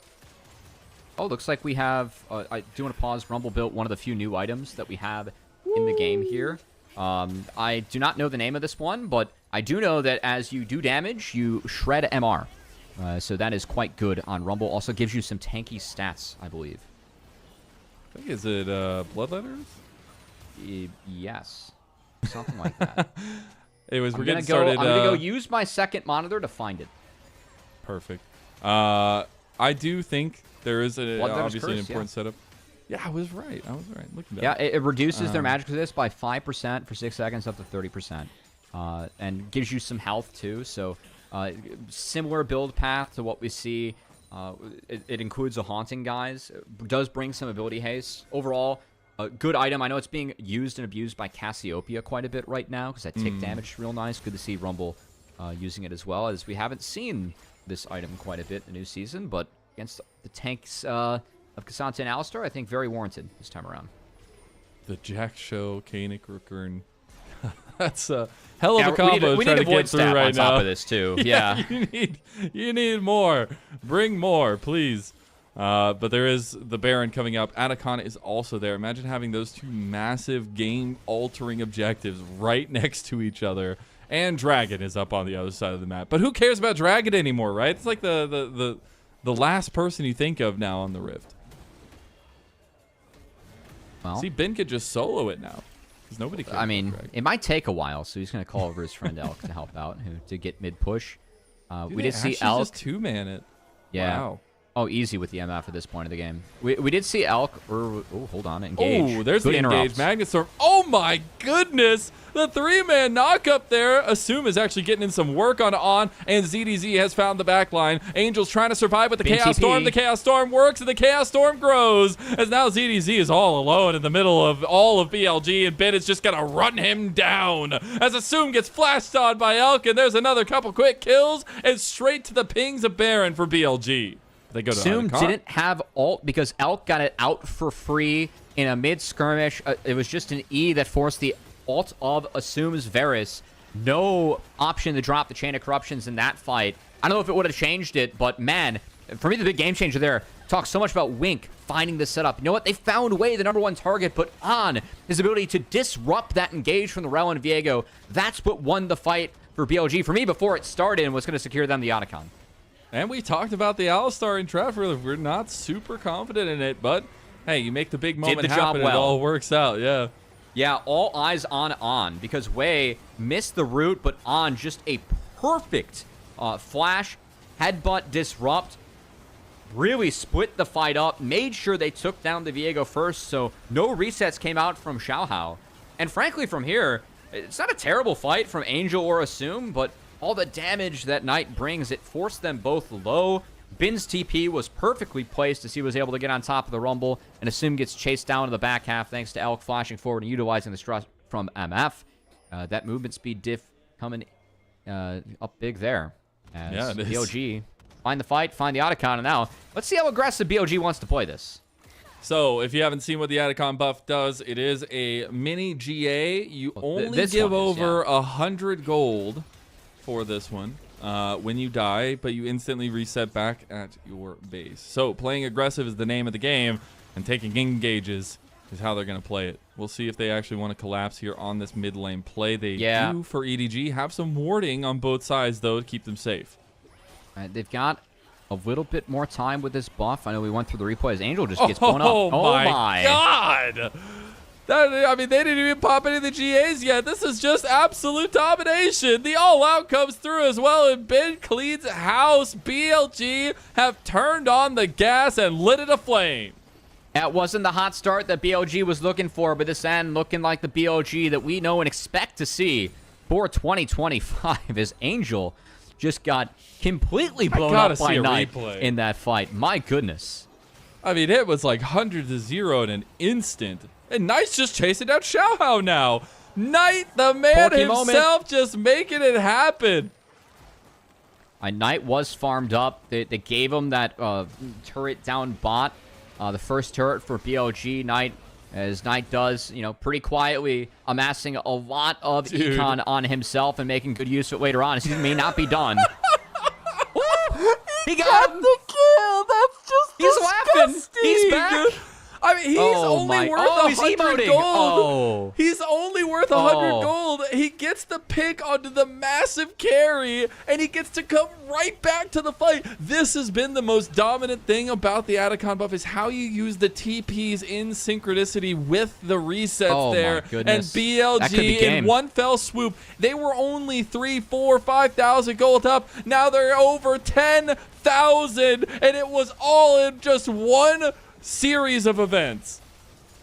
Atacon buff no longer up for BLG, so they're going to show a little bit of caution ending this game. But, man, vintage BLG, seeing them play a close game, get one advantage, and just blowing that lead up to seismic proportions, being up 11k gold now. One Nexus tower down. I will say the Nexus turrets, they do respawn in the new season, so we'll see how quickly BLG can end from here. But let's take one more look at the night show. As using the rockets and the phosphorus bomb. We don't even get to see the Angel kill. Oh, it was the control ward on the other side of the wall. Found Xiaohu. Wow. And the auto attack was able to sneak in. He snags the red buff, deletes that as he's a fed Corki, and then trying to get out. Knows that there's a control ward, which he gets around, doesn't walk over, and just able to get enough damage down to take down Assume. And of course, here he's respawning, had enough time to get some chuckles in, drop an emote, a TP, and get back. And now Bin. Action continues. He's in 1v4 territory right now. All right, gets the Magna Storm there. Gets taken down by Xiaohao. And now, who is Kasante? Going to be looking for maybe even more. But things getting so close to the edge for Xiaohao, but not able to find consistency. And unfortunately, that's the state of the game when you're so far in a deficit now against BLG as a Viego. Assume, I don't know how you got there, bud, but you took a wrong turn. And he's just going to be run down in the alcove. This is a couple times now that we've seen it. Xiaohao wants to try to do something to back them off. Oh, my God. EDG are just like, do you hear the crowd? The crowd is having a blast with this one and the shock factor. And Elk just sits Xiaohao down. Knight's going to take down Wink. We see ZDZ getting chased by Wei. Oh, my God. What does Clear Love think of this game number 1 in the background? Because this is chaos. It is, but it's somewhat controlled in BLG's favor. It was, Bin just sacked himself to open that all up for the boys, right? That's 100% was his game plan going in 1v5, yeah? I think absolutely. Yeah, Ben forgot that he had a little bit more MR than armor in his kit. And 1v5, takes a little bit more damage from the Viego and the Varus than what he would have liked, but still, they've destroyed every structure. The Nexus turret still could respawn. You can see the timer. It's getting close, but we'll see if BLG can end before that comes back. You know what's really cool is we have the opportunity to name a play after another player now. It doesn't come on very often. And speaking of, he's going to try to get the counter engage. Wink just gets bursted down now. There's too much gold on the fact of BLG and Angel not just being ran down. Look at Bin. He's just popping off and delivering some kills tonight on a silver platter. The equalizer is not going to be enough. Now Angel comes out, tries to get the resets there on the way. He's not. Oh, he finally gets the burn with the laser, but he gives over the kill anyways. And it's coming back. Can't take it down, but look how many minions they have, bro. Guys. All right, now it's gone. That was interesting. That was weird. All right, well. Noxus go crazy. I don't know. But what a dominant victory from BLG. Obviously, it was a little bit of a slow start for them. Some things not going right for them. But in the end, they are absolutely dominating. And the fact that we had just an uptick of kind of map control that led to a 10,000 gold lead in just a span of a few short minutes. I mean, that's the epitome of what BLG can do. Yeah, I don't know, man. It's crazy how good this team is. And for me, some of the greatest strengths about BLG, it was their team fighting, but it was also their ability to quickly wrap up games. I know that that wasn't the cleanest, but once they got a hold of that Otacon buff, there was no question about who was going to win that game or not. It was always BLG that was in control. And the feat of strength doesn't work. Yeah, I mean, fun to see Knight do some ridiculous things there on the Corki too. Wow. I mean, wow. He's insane. I mean, there was a reason why we hyped him so much going into this year. Not only is he on the edge of greatness and potentially doing something that nobody in the LPL has ever done, but we get to see some incredible performances along that journey. Now, we're going to be taking a look a little bit at the stats of the game here in just a little bit, as well as some highlights and things. But that game felt okay, I would say, for EDG. When they were playing around their early game factors and trying to find things on the map, and the contesting of a lot of the objectives as well was really nice. But then things started kind of break apart in a lot of those crucial moments, and unfortunately Xiaohao getting caught a couple times as well, trying to get Elk and unfortunately not coming up with him. Yeah, I also gotta say, like, big shout out to On in this game. I thought that his disruption on the Alistar was fantastic. This MVP's probably gonna go tonight. But On, for me, was the big difference maker. And returning to what you were talking about, Wink was the person that we were setting up to really, be a difference maker. We like Wink a lot. His Alistar is very impressive. He was a good support for EDG. But On, who did not have the conclusion that he would have wanted to his 2024 season, starts his 2025 season out hot on the Alistar, doing his job and more in that game. Made up for the Rumble. You've made up for the Rumble, man. That's all that matters. I'm not counting a 1v1 as a start to the 2025 season. That's for sure. That's for sure. You don't think so? I mean, hey, it was a game played. No, and I think we also got to see, I don't think to the most extent, but we also got to see what Wei provides for this team in terms of his direction. The Zyra, a little bit different than what I would expect, at least in a lot of ways from Wei, but his early knowledge in terms of where to go on the pick and to provide a little bit of that pressure around that mid lane central, but also keeping tabs on Xiaohao for a lot of that game. It was pretty nice, but that control style is what we're looking for him to grow through the rest of this year at least.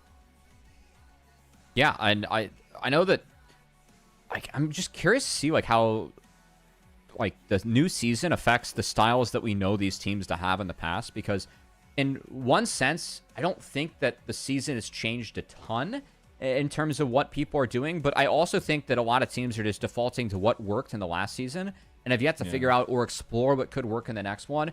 And that's what I'm really interested to see, how teams take that and implement it into their own style they have for playing the game, or if it's something gets figured out strategically that impacts the global style and meta that we see on the Rift. True. I don't think we've seen a lot of exploration yet. We've yet to see a lot of uniqueness with this new season, but yeah, that's something where I feel like it's still very undiscovered. And the fact that these players are just playing on live patch, they're just trying to play what they think and know can work. So yeah, we're gonna start the highlight reel with some better plays from EDG. This was the first blood there, but then that was you have plays like this. Now you get gamed by Elk. Again, just Elk, the guts to hold the cleanse flash until that moment where he got out of the Viego reset. That's next level from Elk, man. I think 95% of ADs, they get caught out of fog, they pop it immediately, but he had the guts to know that the rest of EDG wasn't there. He had help coming in, and from there, really saw BLG take off. And in this fight, Knight, yes, he goes down, but he puts down so much damage, forces both carries out of the fight. Assume gets chased down later on because his ult was bled from Elk, who just walked at him in the mid lane and forced Assume's ult, which, I don't know who's going to get MVP. I think you can make cases for Knight, Elk, and On. Personally, I'd probably give it to Knight for his play with Otacon at the end. Replay we wanted, by the way. Yeah. We were wondering how Angel died. It literally is just absolute 100 to 0. Yeah, I don't know why he was there exactly, but, I also don't know why Assume's here. But for EDG, there were okay moments before things got ugly. And hopefully they can take that with them and go from there. I think so, too. And maybe try to find a little bit more of a consistent team composition. I feel like there was maybe a little bit of finickiness. I know Xiaohao is a very good Viego, but trying to find something that's maybe a little bit more consistent against Wei and Zyra. But maybe that comes into play with the draft style that BLG presented and trying to play with some of that flexibility and stuff. But the good thing is, you don't have to deal with these comps ever again in this best of 5 because it is fearless. So all these champions will not be available in that next game. And honestly, our ADC pool is going to be very interesting. And that's what I've been really, really curious about, is how far deep into that pool we go. But especially with the focuses that we've already seen in this series, actually, it's going to be very, very interesting. That's a good point, because I think the one thing that's been really unexplored at this like level of play is actually the Mage's bot. Because in solo queue right now, Mage's bot are really, really strong. Yeah. Of course, when you go late, having that traditional marksman, that's going to be your best setup to win games 25, 30 plus. But we've seen in solo queue that like more than just Ziggs is very playable bot and doing really well. So I want to swing. Curious like if we're not expecting to go to game 4 or 5 here, but if we do in some of these series, I'm wondering when people start to bust out those picks. Yeah, it's going to be interesting to keep tabs on if we get to that point. But the player of the game's coming up soon, and I think if I had to put my vote in, which I don't get to, I think it would have to be Knight. I think Elk is the next runner-up for me, just because of some of the pressure and the baiting that he was able to do in mid lane. Provided a lot of pressure. But that's, again, a hard conversation to have every time, usually, at least this BLG takes to the Rift, because this is a super team in the LPL. This is a team that won back-to-back championships this last year, and is a team that is full of some of the best players in our league, and in a league that is full of some of the best players in the world. I mean, this league is filled with some of the best players for the best teams in the world, but at the moment, no one's better than BLG with this roster, and no one's better than their mid laner in Knight, who I think is my vote for MVP of that game. It took a little bit for him to really have his impact be felt, but once it was next level for BLG as Knight, especially with that Otacon play that he made, the 1v2, I think that sealed it up for him. Would have given it to Elk if it wasn't for that, but got to honor Knight in that play. Yeah. I do hear the music, so hopefully we'll be getting that here shortly and see who that is going to be. We do have it ready to go. I love the MVP music, by the way. It's so great. It's so uplifting. And so is watching Knight play video games, especially League of Legends, as he goes 9-1-5 in his first game of 2025, and he gets MVP. Yeah, that was kind of a no-brainer after we saw some of the plays here later on in the game, as I mean, just solo forcing out. Most of the other highlights were also him. Now we get to rewatch them. I even missed that he caught the Chains of Corruption in this. Like, even this fight where he goes down, he still takes both carries out of the fight. Like, this is a good death from Knight with how he played this one. I think only way he could have played it a little bit better was saving that Valkyrie, because that's what got him caught in the Victor Stone. But still, forcing both carries out is fantastic. And then another fight where he eats the Chain of Corruptions and it just doesn't matter. And, of course, makes a ridiculous play later on in the back half. Knight just a little bit too good. Yeah, here we go. Absolutely is. Yeah, there's the play. There was a lot of this, though. I just think you give a guy like Knight the Atacon reset, he's just going to play with your mental, man. Like, the fact he still gets a Souvier where he's worth 100 gold, and that might have been the most important person in the game. I don't know why they cut all that. You got to speed all that up. There's like 3 plays back to back to back like that he just made that were just utterly ridiculous. Yeah, they cut it away from it, but just speed it up, man. This guy was putting up filthy gameplay once he got the Otacon. So, yeah, really impressive to see from Knight, and we'll see what else BLG has in store for us, and if EDG can bounce back pretty soon for Game 2. There's a 1-0 lead for BLG in this best of 5. We'll see if they can continue that. But before we go to break and get ready for game number 2, as you may be aware, this is an entirely fan-run project. You'll be seeing the chat posted in the Twitch chat as well, but this is all from the passionate individuals that are coming here and providing their time, their efforts to make this thing happen, to give the LPL a traditional style broadcast that we feel like it deserves. And if you feel passionate about it as well, if you want to support us, help bring new things to the broadcast, we do have a Ko-Fi. We'll be getting links into the chat as well. You can go and donate. The funds that we do get from Ko-Fi will be going straight to broadcast editions, to paying on-air staff as well, and talent and content, which we'll be having coming in the future as well. So please, if you do have time or at least funds, support our Ko-Fi, and we'll be able to bring you some awesome stuff. There's also some perks as well. You get exclusive access to some of our early content. You get, as well as being able to ask questions for the interviews and be able to be a part of the LPL. It's been a lot of fun to be a part of this, and we're only just getting started, but make sure you support us as well. Thank you all, and we'll be back after a short little break for game number 2.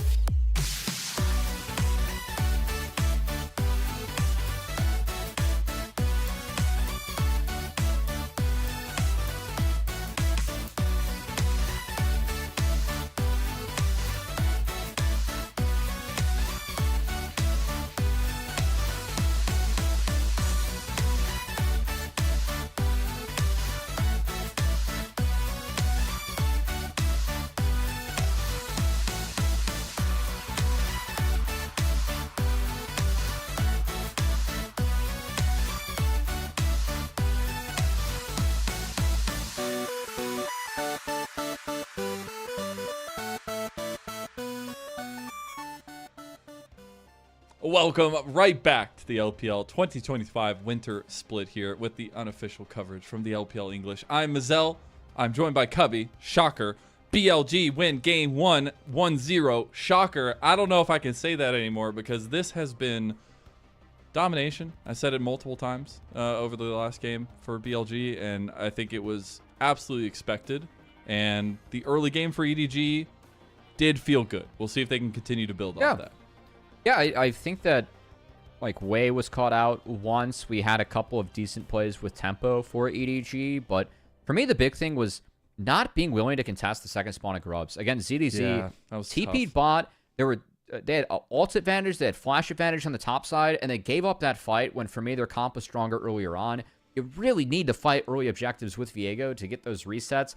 They just didn't take that objective fight at all, and from then on out, it felt like Elk and Knight, they were the ones that had lane prio. Bin was just, sitting back, scaling up really nice on the Cassante, and then we saw everything that BLG was able to do at the 20-plus mark. So, yeah, vintage BLG just kind of making a game look like lulling you to sleep and then beating you in the next, 2-3 minutes and putting the game completely out of touch.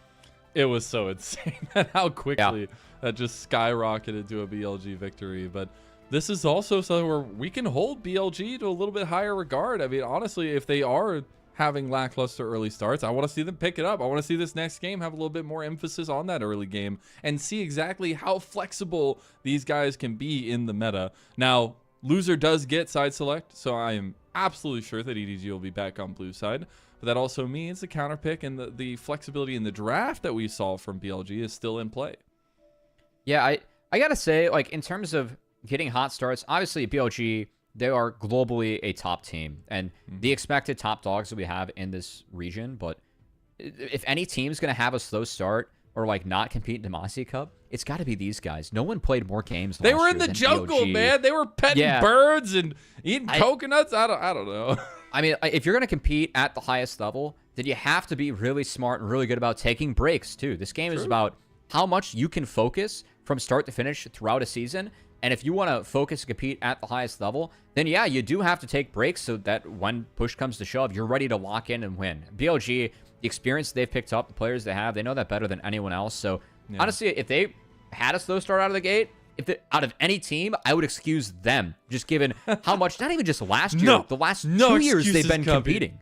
I don't think anyone's played more games than Bin and this team in the last 2 years. I'd be shocked if someone else beat them. Truly. So I really like the fact that they let this team take Demacia Cup off, put the youngins in there and see what they could do. And yeah, we saw a couple iffy moments from BLG, but we did still see BLG be BLG and dominate those team fights and take the dubs. So overall, I'm hoping that, maybe we see a team push BLG come playoffs in the split one. I wouldn't be surprised if they're only sending one representative to the international tournament, which is going to make, frankly, a team and a league as deep as LPL really exciting to watch for playoffs. One of 16. Who that single rep is, Yeah, that's crazy. One out of 16 teams. That is in LPL too. I mean, you have 4, 5, 6 teams that can compete with anyone in the world, truly. So this is a league that has always had a lot of depth. I think of all the things that have resonated with me, I do hold LCK as the #1 region, and history supports me in that. But I think the best argument for LPL Faker is that, supports you in that, Cubby. Yes, he does, because he is the GOAT. But I think the best argument for LPL is that there are so many years where there are teams that are not sent to Worlds or MSI that can go and could legitimately win the tournament. I very much agree with that. LBL is a very deep league with talent. So I really feel like this domestic split with just the Fearless draft, the best of 5s from start to finish, and the one team going international is going to make things really exciting. 3 best of 5s decide if you make it through the group stage into the next round. 2 teams from each group will not make it through. You need every win possible. EDG already starting to put their backs up against the wall. We get into draft number 2. EDG on blue side, BLG on red side. Those bans at the bottom of your screen, those are the Fearless bans from game number 1. None of those champions can be played. We see 3 ADCs banned by EDG on blue side, and then they first pick Aurora. And then 3 junglers banned by BLG on red side. So we just hate ADs and hate junglers. And after all is said and done, we're going to take Aurora. And you know what? I told you it was happening, man. I told you it was coming. I literally told you. Hang on. This could be Knight's Jace. Knight is an electric Jace as well. He is a great fantastic Jace. Aurora showing. And it's good into Aurora. They could use this to just match Aurora. If it's not Tank, I'd be very sad because I think Tank Jace is busted right now. We'll see. That's some of the flexibility that we were talking about for the drafting of BLG, though. They do just have so many superpowers. And speaking of superpowers, Vi, consistently a great champion for this guy to facilitate his superstars, and he will grab it. I think a little bit of a must-pick / takeaway, too, from the Aurora already showing. Aurora Vi is really oppressive to play against. So I like the pickup from Wei.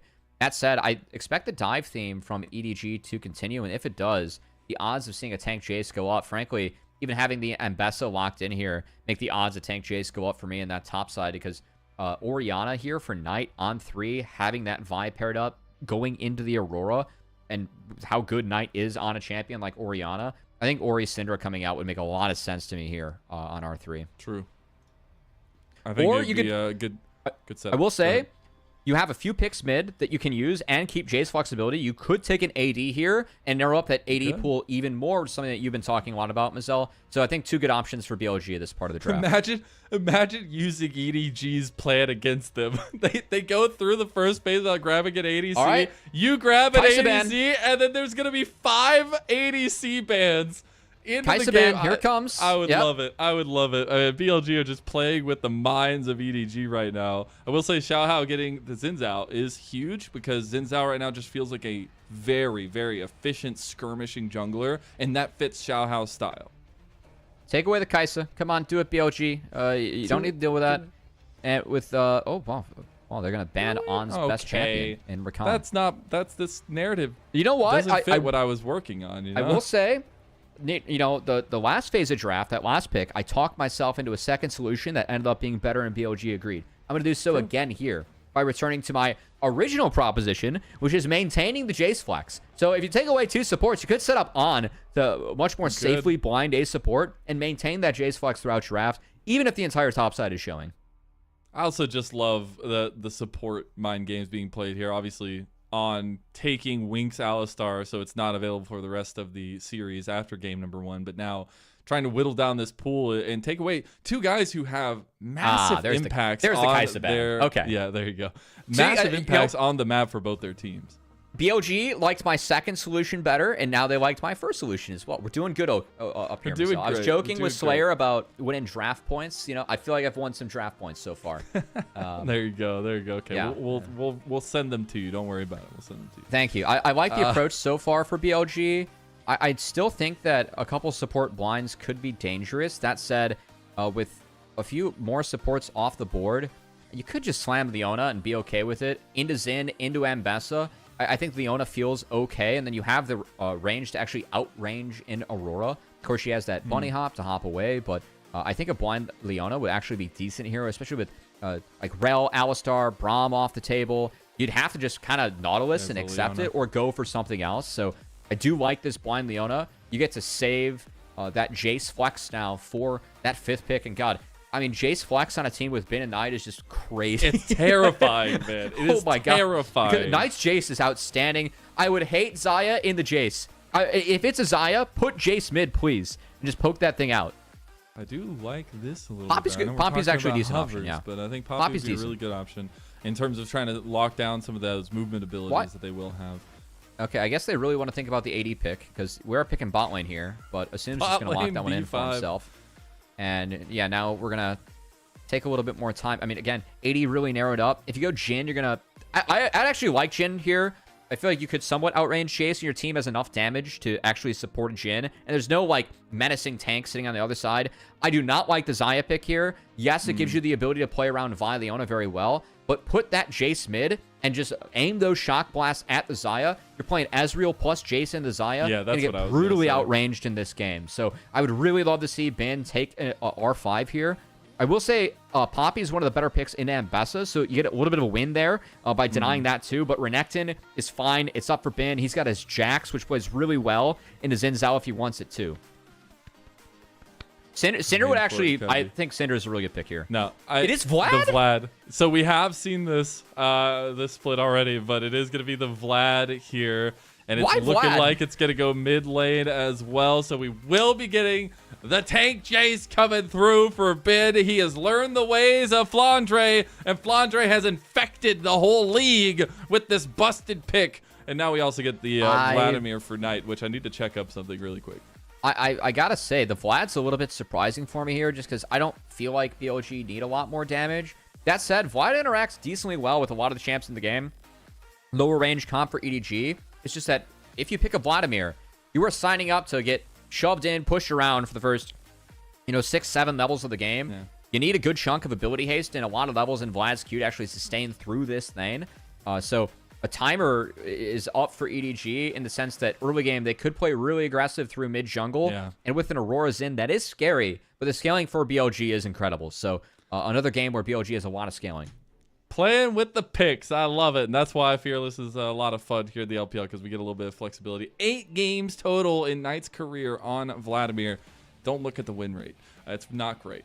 But you'll see if this new iteration is going to work, because, again, reiterating some of the things that we've talked about already for these two teams, it is a bit of a different look for both of them. EDG on the path to rebuilding, as they have only kept Wink from their summer season and trying to find out what works for them moving forward from their world champion legacy, while BLG is looking to claim that world champion legacy and to be the best this year in 2025 after being double champions in 2024. It is a tall task for EDG, but they showed a lot of promise in the early game in game number 1. I'm very excited to see if they can show a little bit more here in the early game to give them that setup you were talking about and have an advantage over BLG, where they are just scaling in final. Selective stats, Lennon. Vlad's one of those this season in LPL. Selective stats. Yep. Could be Vlad 2 here, That's all we need. 2025, Vlad undefeated for 9, As we get into it, here the Giles.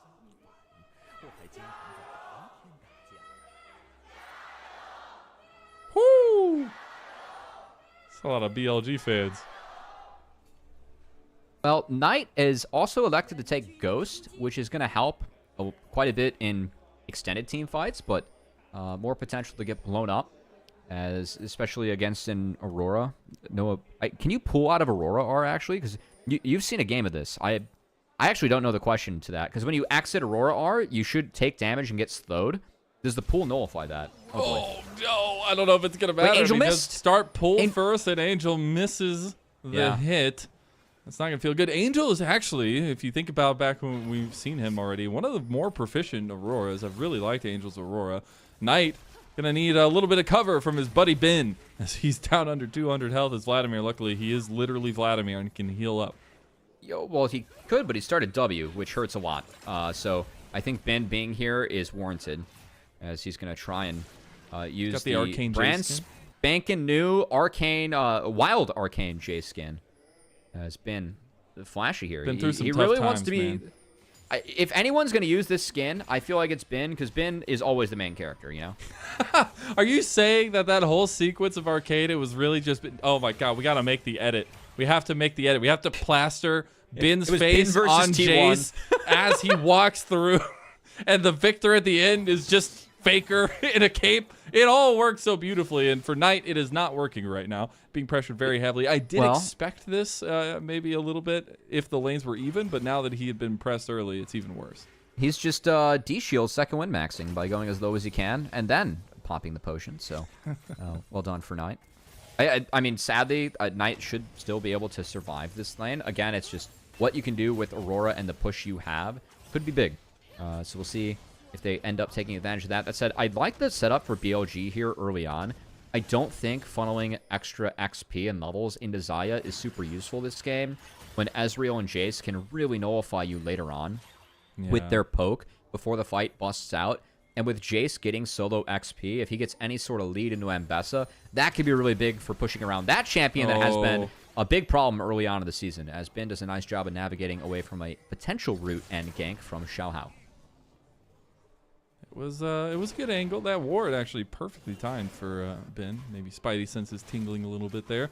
But now I want to take a look at maybe more of an important factor in this game, and it definitely was in that first game, seeing the pathing of the junglers, because We did get that wraparound gank from Xiaohao. We have the full clear from Wei, looking towards bot side potentially and trying to get an advantage here, maybe looking for a dive. We already see pings coming down here. The Scuttle Crab is available, and we could just get that mirror dive set up by both teams as Ben hits the hammer swing, but does it matter? Wink actually just using it to get on top of Ben, but Ben is alive and well, still having flash available to him as well. Yeah, he has a ward in that brush too, so able to properly space Xiaohao getting back into the lane. Doesn't have TP, but now the mirror dive is UTs, CDZ. All right, they got to try to efficiently do this when the flash comes out from ZDZ. He's really well timed, and I don't think they can get him here. So both dives go a little bit awry. The one side did burn their flash, so ZDZ maybe return to here soon. Really well played by ZDZ, flashing away from the Vault Breaker from Wei. That's the best play that he could have made on that dive. Wei Vault Breaker not exactly timed up as well as he would have wanted to with on. As make sure that doesn't happen. Oh, no, he literally baited them. Ben was walking like he didn't see them and waited for the separation, and Ben gets first blood for BLG. Giga Ben activated.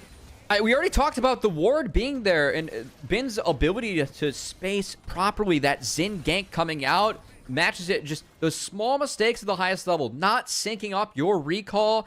Wink channeled it just a hair before Assume on the Xayah, and man, Ben, or Wink and Assume, they didn't assume that Ben was ready for that one. As you say, he bluffed it pretty well. Put him in the bin. Yeah, no, he bluffed it pretty well, so well done. He really did. As being able to see him just kind of walking forward, they're like, oh, he doesn't see me. And they didn't have any idea from before that he had a ward in that bush. So really, really good timing. Now, speaking of getting back on the rift, maybe getting picked back up, EDG, there are some objectives coming up. Dragon already up. It's an Infernal Dragon to start off. But the Grubs on the other side in about 20 seconds. I think that Wei wants to take the Dragon. With the bot lane just being here and denting blows on Vi, making it so easy to get the Dragon early on. As, we see that recall channeled second. Dude, he's baiting him so hard instantly. I mean, someone's got to, keep this in mind for the upcoming series for EDG or even just the future games. We're going to see, I think, Wink and Assume recall together next time that happens. We'll keep track. That'll be the hard-hitting stats that everybody wants to follow. How many times have they backed together? Oh, Knight a little bit overextended. Now takes that shot, too. Does have to burn the ghost just in case. Yeah, also want to highlight, Knight does have the point in the blue tree where if you pop a summoner spell, you get that extra move speed boost from the looks of things. And also Knight, of course, starting with the Boots of Lucidity, that goes on a lower cooldown. That ability haste so important for Vlad, keeping that health bar high with those empowered Qs being more common the more ability haste you get. Again, I think the breakpoint, I don't know for this lane specifically, but for Vlad, it really is like 2 ability haste items, and then once you get 8 north of that, it's really hard to move you from lane.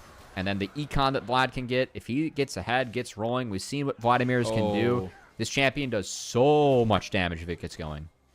So they're bringing up the feats of strength right now, but level 6 has been achieved by Wei. Angel, bunny hop his way to safety. I thought maybe Wei was going to go for an ultimate onto Xiaohao on his red because they had a control ward in that bush. They still have a control ward there. Nobody has spotted it yet, and they're just getting so much information from that bot lane, and Wei's going to go for the Scuttle Crab top.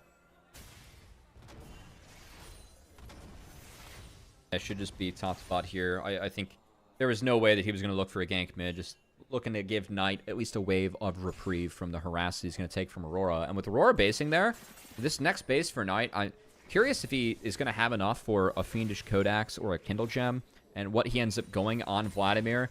Cosmic Drive is one of the items that's very core to Vlad and stacking up this ability haste and what we've seen some Vlad's max. And I say Knight looking for the recall, but no, he's actually going to use this timer to look for a dive. Wei's going to join him. Cease and desist is available.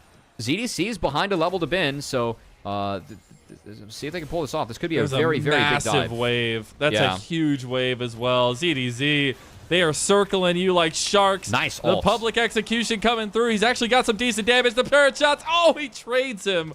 Knight healing up almost all of his health from that. And now we see no response in turn, but it is the 1-for-1. Do want to praise ZDZ on how he played the initial dive. Played that actually pretty well. but love BLG coming to the Jace lane and dropping the pressure, as you highlighted, Mazel. That wave was massive. So ZDZ, we're going to take a second look. He plays this pretty damn well. Like, he gets Bin to take a tower shot. Wei takes a tower shot on the way in, too. And then from here, this ult to actually get through the Vi ult makes it really difficult. It forces Knight to pop the pool early to drop that tower aggro, which ends up knocking down Bin in the end. So at least he gets something, but still a loss, losing all that gold experience from the wave. So good fundamentals from BLG to make sure that even when a play doesn't go super cleanly, ZZ plays it out about as well as he could, still able to find the kill. But honestly, if you're Bin, you're like, oh, wait. My mid laner got 1 kill. Okay, it's GG now, I guess.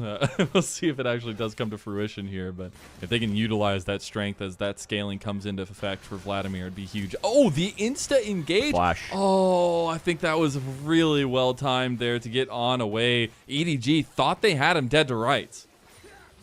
On's been really on point with his mechanics so far. His reaction speed has been fantastic between the Alistar game, disrupting the Rel Viego engages, and even that, getting out of a flash and stun from Wink, trying to get him into the wall. Certainly would have went down if that would have connected. That said, On able to escape, and Elk had some damage done. He loses out a couple waves, but still, at least no blood given over. Not yet. Not yet. But speaking of, we're going to be getting close because EDG already got the first 3 grubs. There's another set of grubs spawning in about 10 seconds. And both teams starting to transition their pressure up towards top side here to get that initiated. And you can just see Knight doesn't really care about the damage Angel takes anymore. Between Worlds going to be popped. I don't think you have enough health there. On cease and desist goes across. They actually just look for the back line. Yep. And now you might be in a little bit of trouble as Assume is coming down. He has a lot of consistent damage, and Wink is going to pick up that one. They will not have way for the grub take. Xiaohao could look at 6 grubs. Still, I mean, Knight's able to survive, and for me, a big portion of this game is making sure that Knight gets econ. Yes, it's a positive play for EDG, but it's not winning enough where they're on the grubs right now. Bin is still winning top lane hard enough. That bot wave was in, which gets Elk into the mid lane. Knight now gets free time to farm himself up whatever he wants in the bot side. So I don't think BLG wants to necessarily give up 6 grubs. Obviously, that's pretty tough to play from, but I don't think they're necessarily too unhappy about losing that skirmish as long as the Vlad's able to stay on the map and keep on accumulating resources for himself. You also have to start really being careful. Okay, Elk is just going down. Assume looking for the solo bolo. Maybe the Xayah paying off a little bit more than he thought, as we are getting very close to feats of strength being achieved. Knight looking for the mid lane play, looking for the play on Assume. Does get a little bit there, but the Feather Storm will be popped. BLG just need either a turret or a couple more objectives coming through for them to get these feats of strength, but the turret probably the closest thing. Grubs, though, being taken, and with Knight and On both walking bot, it might just be the 6 grubs being given over to EDG. So that is significant. I think that 6 grubs has really been figured out by teams across the world. What I want to see now from EDG, go stack into a side lane. Go play through that Xayah and use that attack speed buff that Xayah gets to just rip through these turrets. It's all about the 4-1 setup now. Pick a side of the map to play through and go play through that side hard, because BLG, it shouldn't be able to cross-map. If they do, then they cross-map slower, right? And at the moment, I don't think they want to take fights. They just want to let Knight get resources. Fighting right now wouldn't be great for BLG. They need Knight to get 2-3 items before they really own the fight for me. Grubageddon has been achieved by EDG. Yeah. Batten down the hatches and hope the siege doesn't come to town. I'll see if it actually affects the rest of this, but if they do get a big push, I mean, those 6 grubs can be so brutal in the later parts of the game. That's going to have to be a question answered later. Side lanes aren't the case right now, though. BLG was trying to get as much push as they could in both their side lanes. Bin is just so far ahead of ZDZ right now in terms of the CS department. He's almost 40 CS up. Don't think it's going to get much easier for the Ambessa. Yeah, and he's still mixing a tier into this Tank Jace build, which... There you go, Fimblewinter. Yeah, good to see. So, yeah, I mean, he is just kind of mauling Ambessa at the moment. We were watching Ambessa, last night. Yeah. And the graph stacks in the matchup that we saw with the Tank Jace in the game number 1, it was like literally had 3 or 4 times the enemy's graph stacks just because of how easy it is to be able to hey, just queue in there and farm it. Yeah, literally. Easy done. All right, let's see. He's done. Gank on the Xiao, I'm sorry, man. I'm sorry. It's like Gets even if he connects boost, there, you know? even if he connects there, he probably That's can't a bad kill him. show. Yeah, it's a bad show too. ZZ. He's now top. Yep, here we go. He's in so much trouble. Cease and desist comes down. Hammer slammer. Thank you, mama. Ben comes up with one. Yeah, BLG, no public execution for Ambessa. Instead, she's the one being taken out under the top lane turret. Not the Iron Wolf. Oh no. Noxus has failed her. Yeah, it has. That said, at least first brick goes over to EDG in the mid lane here, as they do use the 6 grubs. But Ambessa, she is a top lane champion. That's all about the resources you get. That's why I wasn't thrilled with the lane swap for EDG, because she was put with a support. So losing out on golden XP, and then we saw when she swapped back in the bin and BLG, down a level, made it down multiple levels because they dove her on a huge stacked wave. This is really textbook for how you want to play into carry top laners if you want to take them out of the game. Because again, Ambessa, if she isn't doing damage, she isn't able to brawl in your backline, she's just not the same champion. So setting her behind the way that BLG has, really good for them moving forward in this game. And I think the way they did so, again, very textbook. So we are at those first item spikes, working on those seconds. We're going to be getting a Rift Herald spawn, at least on the Rift, in less than a minute. BLG already up 2 dragons. Really, only 1 objective left until we get the Feats of Strength. So it's going to be probably the Rift Herald, unless they deny or at least delay it. And this is, again, a look from EDG where we said in draft they needed to be ahead in the early parts of the game. You do not want to let scaling become a factor here for BLG, and they're trying to capitalize on that now against Knight, but Knight will be just fine and heals up almost all of his health from the Hemo plate. That happened top lane too. Well, I guess the Vlad skills earlier on. They think he's low. Do they think he's low? He does have that Cosmic Drive completed. And this is the big thing about Vlad. Again, if you aren't able to push him around early, aren't able to get stuff done, and you're able to get the resources on Vlad, and later on you do become a rather gross champion. Knight really set up to do so as BLG sent Bin mid after top prio, and BLG looking very aggressively with a numbers advantage on this side of the map. Wink was just trying to get out of there as fast as possible, using the Raptors to get a little bit extra distance. But BLG were hunting. It's been a small lead, but for some reason, BLG just feel like they're in control right now, Cubby. I gotta say, too, like, for EDG, I know we talked about having 6 grubs and grouping up into a side lane, just pressuring down these turrets. It almost feels like because they cannot move the Vlad, they cannot move this tank chase, that they can't execute that strategy with the 6 grubs. And also, we haven't seen them try too hard. Like, they're going for these ganks. Just throw 4 people in the lane and try and attack it. Like, that's the way that you want to play with 6 grubs sometimes. We saw it mid as a response to BLG, but we haven't seen EDG use this well. Yeah. So it's been a bit of a bummer, frankly. Look at that ward. That ward is getting so much value right now. Oh my god. Okay, Solar Flare is going to go in. They try to go on Assume. Ben's looking for the backline access right now. It's looking like a tussle instead of the Rift Herald fight. Cease and desist on the Xiao. He does have a lot of damage behind him, though, because Angel goes in but gets obliterated. You blink and you miss it. BLG just made tatters out of EDG. That new legacy star's gonna have to take a seat on the back burner here as BLG are rampaging. This game's over, folks. The scaling is not good here for EDG, and BLG just took over so early in this game. I think the defense they played against 6 grubs and EDG's failure to execute really put them in a tough spot here in that fight. With BLG having the economy that they do now, you aren't going to be able to move this Jace or Vlad ever again in this game. So, not a great look for EDG in this one. And BLG just kind of got to, push out their waves. They made a few good plays. I think they did a really good job of setting ZDZ behind on this Ambessa. But besides that, it feels like EDG just made a bunch of flood plays that let BLG run away with it from here. It starts off with a little bit of a whiff, but it doesn't really matter. I mean, EDG are just in a bad spot here, and I can completely understand the idea of going for the Rift Herald because you want that feat of strength.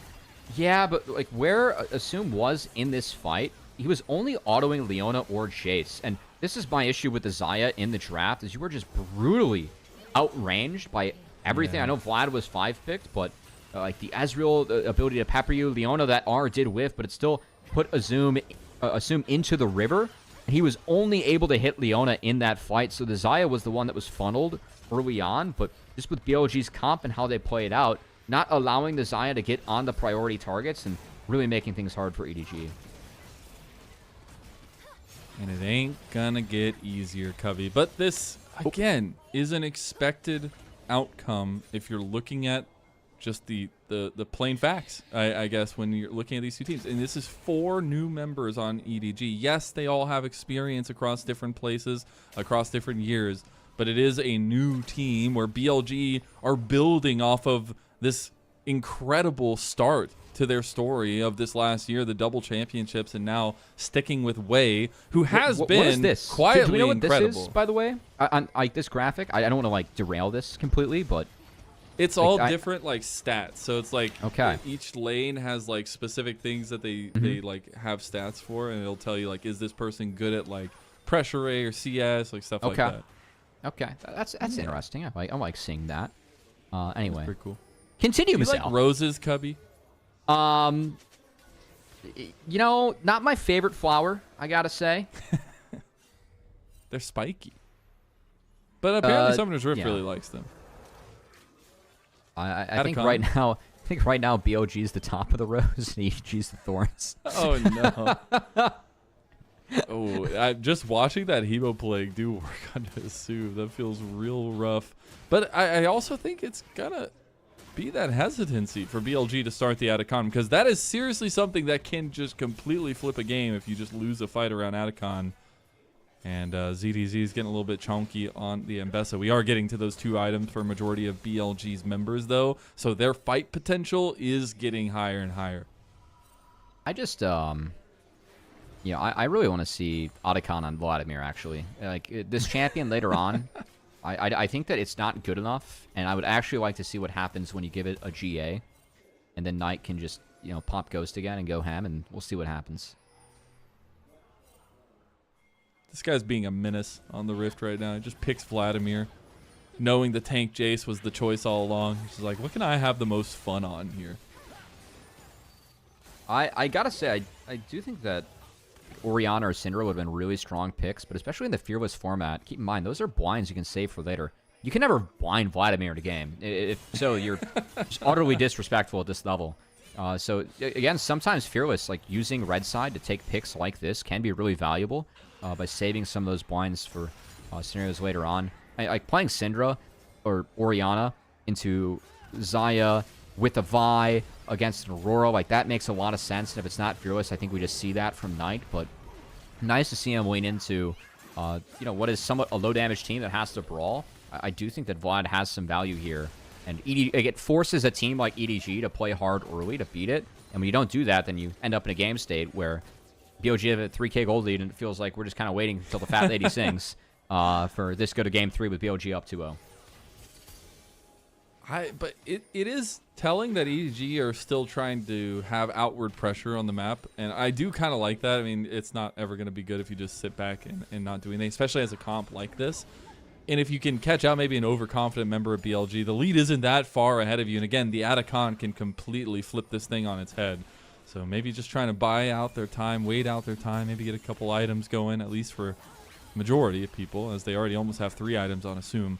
But they just don't have the sticking strength, and we do have another Dragon coming up as well, and that would be Soul for BLG on a Cloud Soul. This team would love that. Can you imagine how fast Knight is just going to be zooming around the map? Blue suede shoes Knight coming out with a Cloud Soul here. Red suede shoe? I don't know. Oh, something Vladimir. I don't know. You can't show blood, you know. You gotta be careful about that. But hey, looks like this Cloud Soul is gonna be uncontested. God, that's just crazy. That I am actually very excited to see how fast Knight can be with the Ghost and the kind of combinations there. Ben will see Atacon started up right now by EDG, and we're immediately getting TPs coming in. Everybody's trying to join the party. But that's the problem with that range you were talking about earlier, as Elk is just going forward. Oh my God, against the Zoom. He gets the Feather Storm, and he goes forward for the kill, gets the barrier, but dies instantly to Wink. That was a heck of a play, and that was some confidence there as Way's coming over the other side with the cease and desist. Just targets the first person he sees because they know they can lock them down. There's the keeper's verdict to punt Knight away, but the kill still comes through for the tank chase of Bin. All right, well, BLG, they've had enough. I think they've done enough scaling as they take the Cloud Soul, make instant use of it, and go towards the very brand new spanking objective in Otacon, which Elk would have liked to have before he went down like that. But fortunately, his team was focused on the Dragon as Soul was secured. Just wait it out. Otacon's going to follow. Yep. So, you know, he still gets to be a part of it. As we're going to take a look back at the replay, the fact that Elk stepped up here, I mean, the Chad level on this guy. If he hits the W, then he gets out of this in the 1v1 too. So, like, he still found a second way to outplay it. I mean, do we need to be that aggressive? I don't know. Do I like seeing that in games like it's cast? Absolutely. I think Michelle does too. So, we will take that. All right, now we get the things we've been waiting for. We get the Anacon buff for Knight. He's about to have Hemoplague back up. We get a third item completed for Bin. The Randuins. He's going to be unkillable. Yeah. And Knight's just giggling along there, just having a good time. I do want to say, I know that this might be a little bit of backwards logic, but Knight has secured the upgraded Ionian boots of Lucidity, and the Crimson Lucidity, fitting into the Vlad theme. True. This is really good for Vlad. It actually, if you damage someone or use a summoner spell or buff someone as it's a support item as well, you get 8% move speed for 4 seconds on ranged supports. That's massive for a champion like Vladimir that really relies on move speed, the position well, and make sure the Tides of Blood, the E, are connecting with everyone. So I do think that the new season chipped into this a little bit, as Knight is pretty much... Yeah. No. Public execution goes straight out, using the exit strategy. ZDZ going way too ham, but he's still in Bessa. Big true shot barrage comes across, though. BLG, they're streaming forward onto Assume, and he was left out. His entire team abandoned him. And Bin just running down Xiao. It's BLG destroying EDG with every letter of their name. There's the in-between worlds as Angel gets a kill back, but Knight's just chasing him down. And how many times do we have to see this? That's a beautiful flash from Angel, but the pool comes back up, and he's just gonna kill him again. Oh my goodness, Knight. It was close from Angel on the outplay, but the Vlad, he's hit critical mass, and this game, it's over. We're going to game 3. Knight's in his bad boy era, man. He's like in his bag with the Vladimir, man.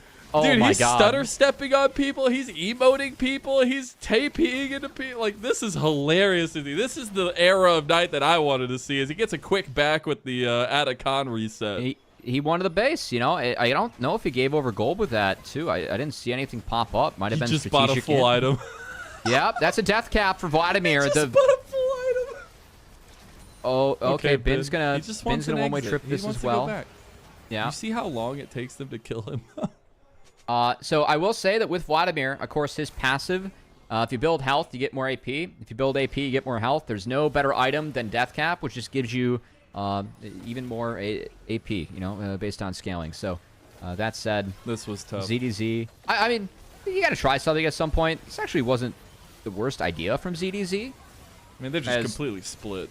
The ult was good, but yeah, I mean, Wink and Assume did not take the route that I think EDG needed to take in terms of taking that fight, and that's hard to see. Pretty tough. It is for especially a combination for Wink, where we were allotting him. We were talking about kind of his general status and being a kind of leader on this team, and we haven't necessarily seen that.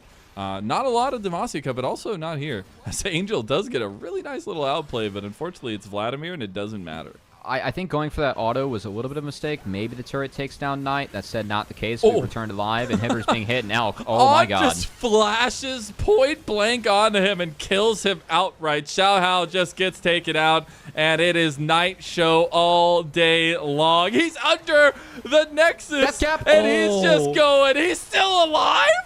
The laser beam did not kill him, but Mbessa will. And BLG will rise to 2-0 in this best of 5. It's the first time we've seen them have a bout in 2025, and it is looking all BLG favor. The narratives of the year are being set up beautifully, and it is the star-studded show of Billy Gaming.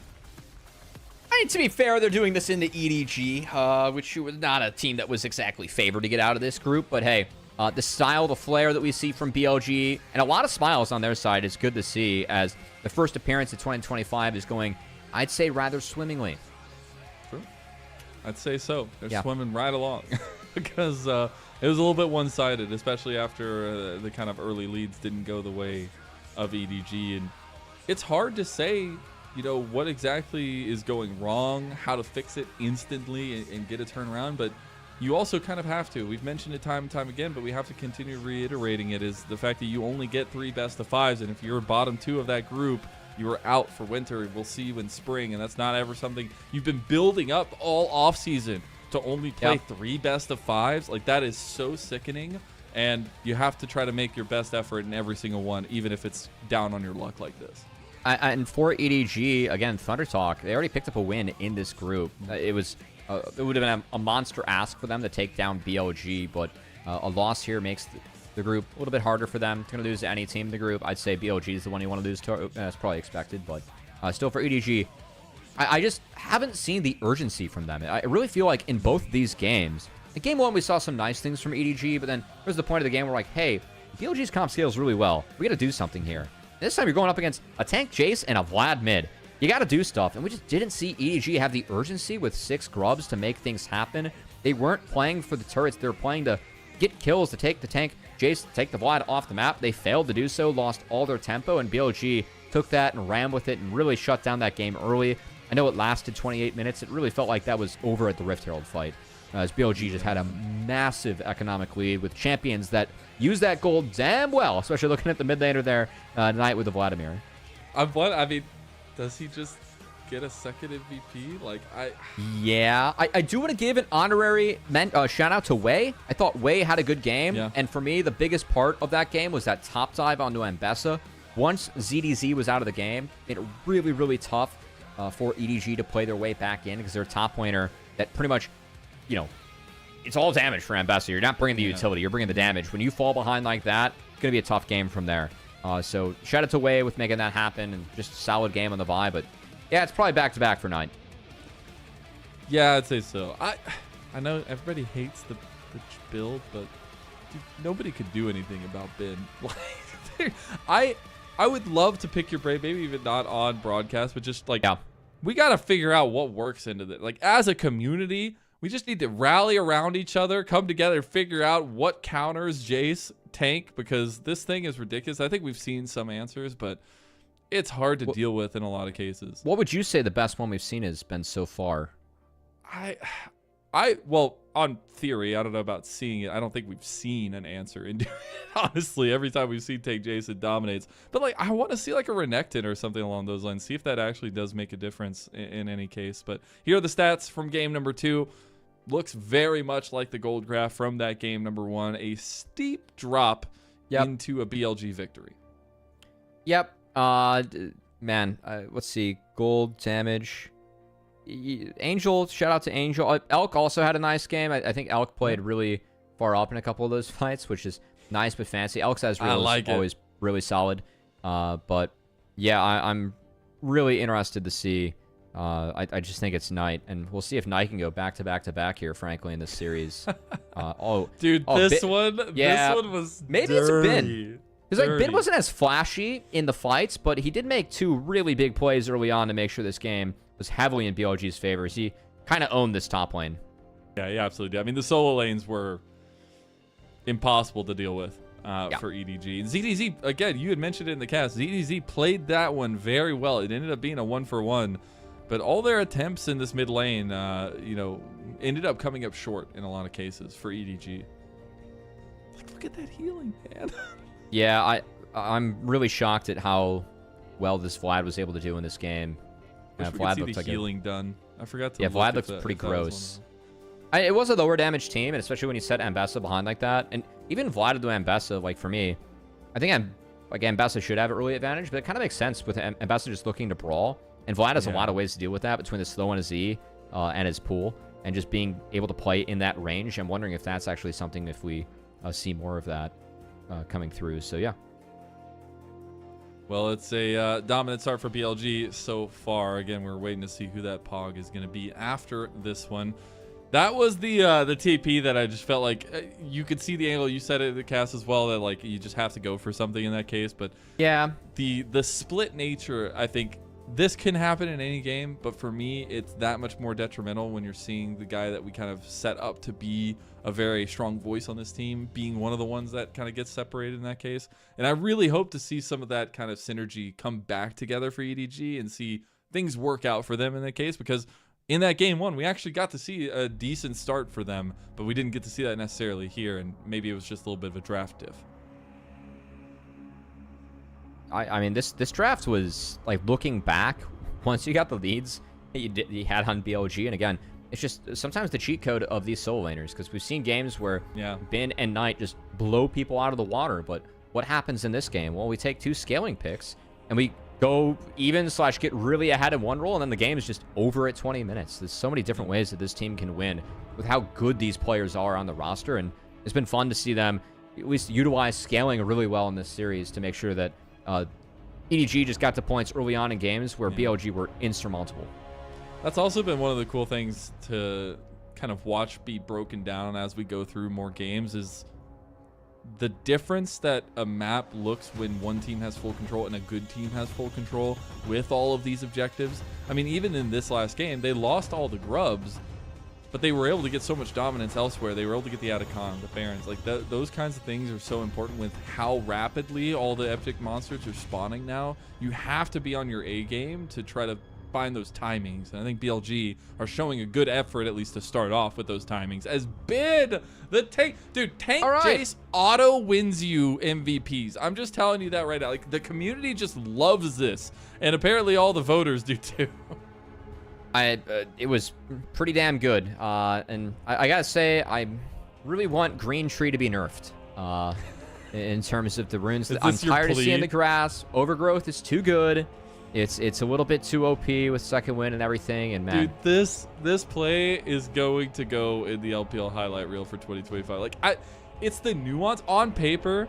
It doesn't look like, oh, he just walked into them, right? But like the bait of still walking forward, just instantly turning as soon as the backs got separated. It's so good, man. I mean, at this rate, that's the only way that EDG is going to make it into the highlight reel for 2025, unfortunately. No, don't what you we've seen in say the Demacia that. Cup. Yeah.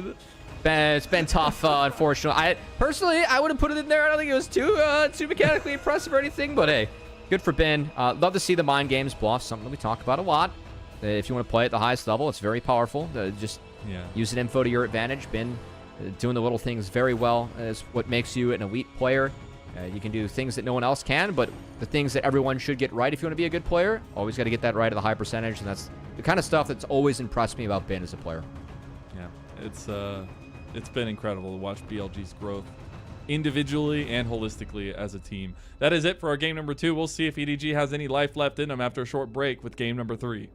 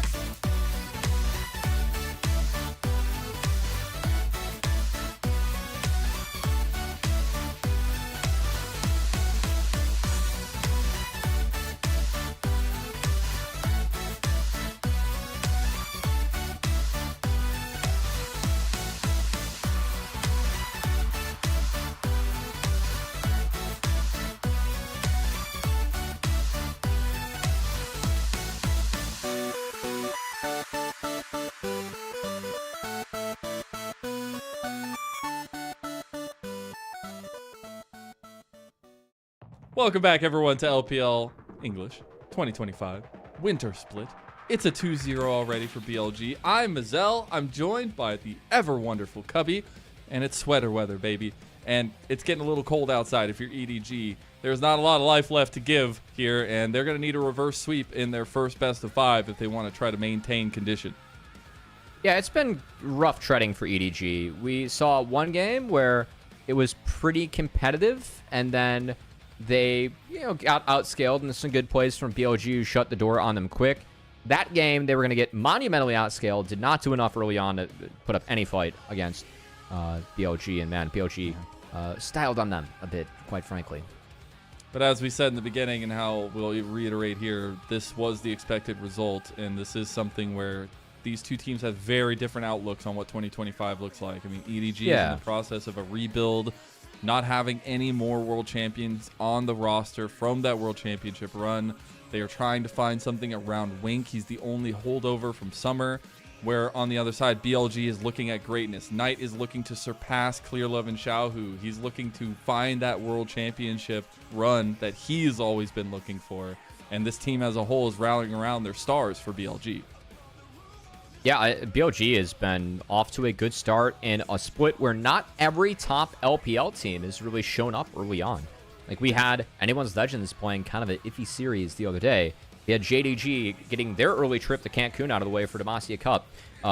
We've had teams like really kind of have struggles and hardships, which, frankly, I will say when LPL did have their version of Fearless in the summer, I think the games were sloppier overall. And I do think that it's harder to 3-0 and have cleaner games in Fearless because, especially in the practice environment, like I think playing 5 games of Renekton versus Kazante, not everyone wants to see that, but it does give players a lot of, reason to rep or prep those matchups. They know what to do. We expect everyone to have that down. Now that we have multiplayer customs. Yeah, now that's true, but with more variance in the drafts, it forces you to go wider and not deeper in terms of your knowledge pool and your prep. And I think that leads to games just being a little bit sloppier overall, with you not being able to maybe get the same lane advantages in some matchups than when you're narrowing up your practice and repping that more. So I know it's kind of a high level evidence, as at least to my theory about Fearless, but it has been interesting to see so far. I also want to give a little bit of a breakdown of why this series matters so much and why we've talked so much about, you only get 3 best of 5s, blah, blah, blah. I want to go ahead and bring up the format graphic, or at least the groups graphic, and show you, because it is a single round robin with 4 people in each group, and only the top 2 make it to the next round. And in the end, for the split one team out of 16 teams are going to make it to that international. So that's why these matter so much, because it's 3 games. It's literally 3 series, not 3 games, to decide if you get to continue on in winter or not. Yeah, and I mean, I will say, minimum, you get 9. So still about as many as the LBC split. In best of 5s at Fearless format, which I find way more fun. So I think that there's still some good stuff going on. The Fearless makes it fun. Yeah, I still don't mind the format, even if you will get teams knocked out really early. It does allow the best of the best to compete. Should be great for viewers, and I'm excited to get to those portions of the tournament here, as frankly, we've yet to have the banging best of 5s that we've come to expect from LPL, which, when it comes to LPL playoff If I get 2 3-0s in a row, I don't know, 2025 is cursed. I used to be the one that always got the best of 5s, always got the 9-game days, always got the most time on broadcast because I would just be having the longest games and things like that, but maybe 2025 is being a little bit different here. I don't like it, man. I don't like the 3-0s. Give me more games. When it comes to LPL, I expect nothing but banging best of 5s come playoff time. And if you're an LPL fan, you know exactly what I'm talking about when it comes to that. So hopefully we get some bangers here as we go throughout split 1. But it does feel like some of the teams are warming up to the format, warming up as just cohesion and warming up their own play.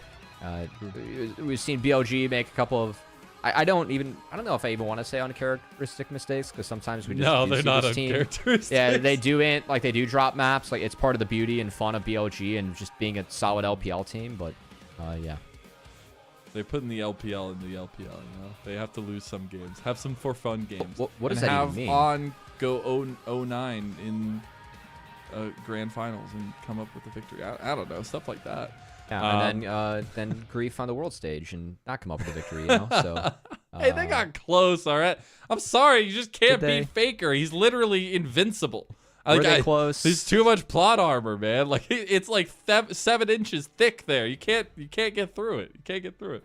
Anyways, we'll be getting through this series potentially after this next game. BLG on match point. Again, it's Fearless.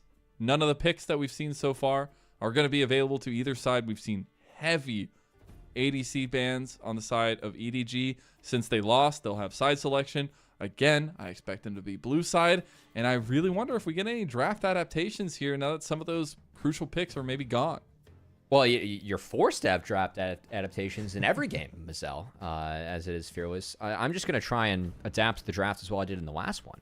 We had a pretty good hit rate in the last draft for what we were predicting these teams to do. We're going to try that as well. I did really like just the Jace flex. I know it ended up being Jace top, what you called out and expected early on from the start, but when you have Bin and Knight on the same team, that is one of the many champions between these two that they can effectively flex between both roles. And I think preserving that throughout all draft did give them a little bit of an edge and early advantage. So it was good to see. I will go back to a point I talked about literally right before game number 1. And I'm a little sad that we haven't seen a consistent side of ZDZ. I mean, we've seen him have that kind of usual fight nature, but he's falling prey to what I think has been the issue over the last year or so, why he's bounced around to a couple teams. And I think it's just that consistency in the later part of the decision making there and trying to play with teams. I would love to see him kind of step up to the plate here in game number 3, even if it's not a win, just to see some more consistency from him in that top lane. Because I think top lane, this split is going to be pretty important. Even if people meme about it not being in the LPL, I think it is important. I will say I'll give him a little bit of slack because I think that the way they played the map and set it up did not help him early on. True. Just putting him in the duel lane. Again, I highlighted before he did get dove that he was going to be down in XP. CS. Yeah. Well, yeah, but he was down a level when he did get dove. I know there was a big wave in front of him, but he started off the game splitting XP with a support. And that was something, especially at Worlds times, that was the meta of the lane swap. It was what XP advantages can you get and where. That's something that I know TL did. I was giving the NA teams a lot of props with how they lane swap because they were playing 3 lanes from the start to try and maximize that XP. XP range was increased, by the way, for this upcoming season. And they were also funneling the right people. They would put Kai'Sa in the soul lane, something that both them and FlyQuest did because Kai'Sa scales so well with levels. And just accelerating her early on. These are some of the really good decisions that teams were making within the meta. And I do feel like EDG set themselves up for failure early on with, again, you have Ambessa. This champion is all about what resources can you get and accumulate on something like this. Well, when you set it up to fail early on, then things can get ugly, and we definitely saw that there. Yeah, Elk looked at the same time I was processing that with my brain. You don't need to ban the champion that's already been played because they can't play it. So they're laughing. They're laughing. I mean, they lost the ban. I don't think there's a way you get that back, right? No, that's just a mistake. I think in that regard. They publicly executed Ambessa in the last game, and now in this draft, it's just really taken it to the next level. We don't even need the ban.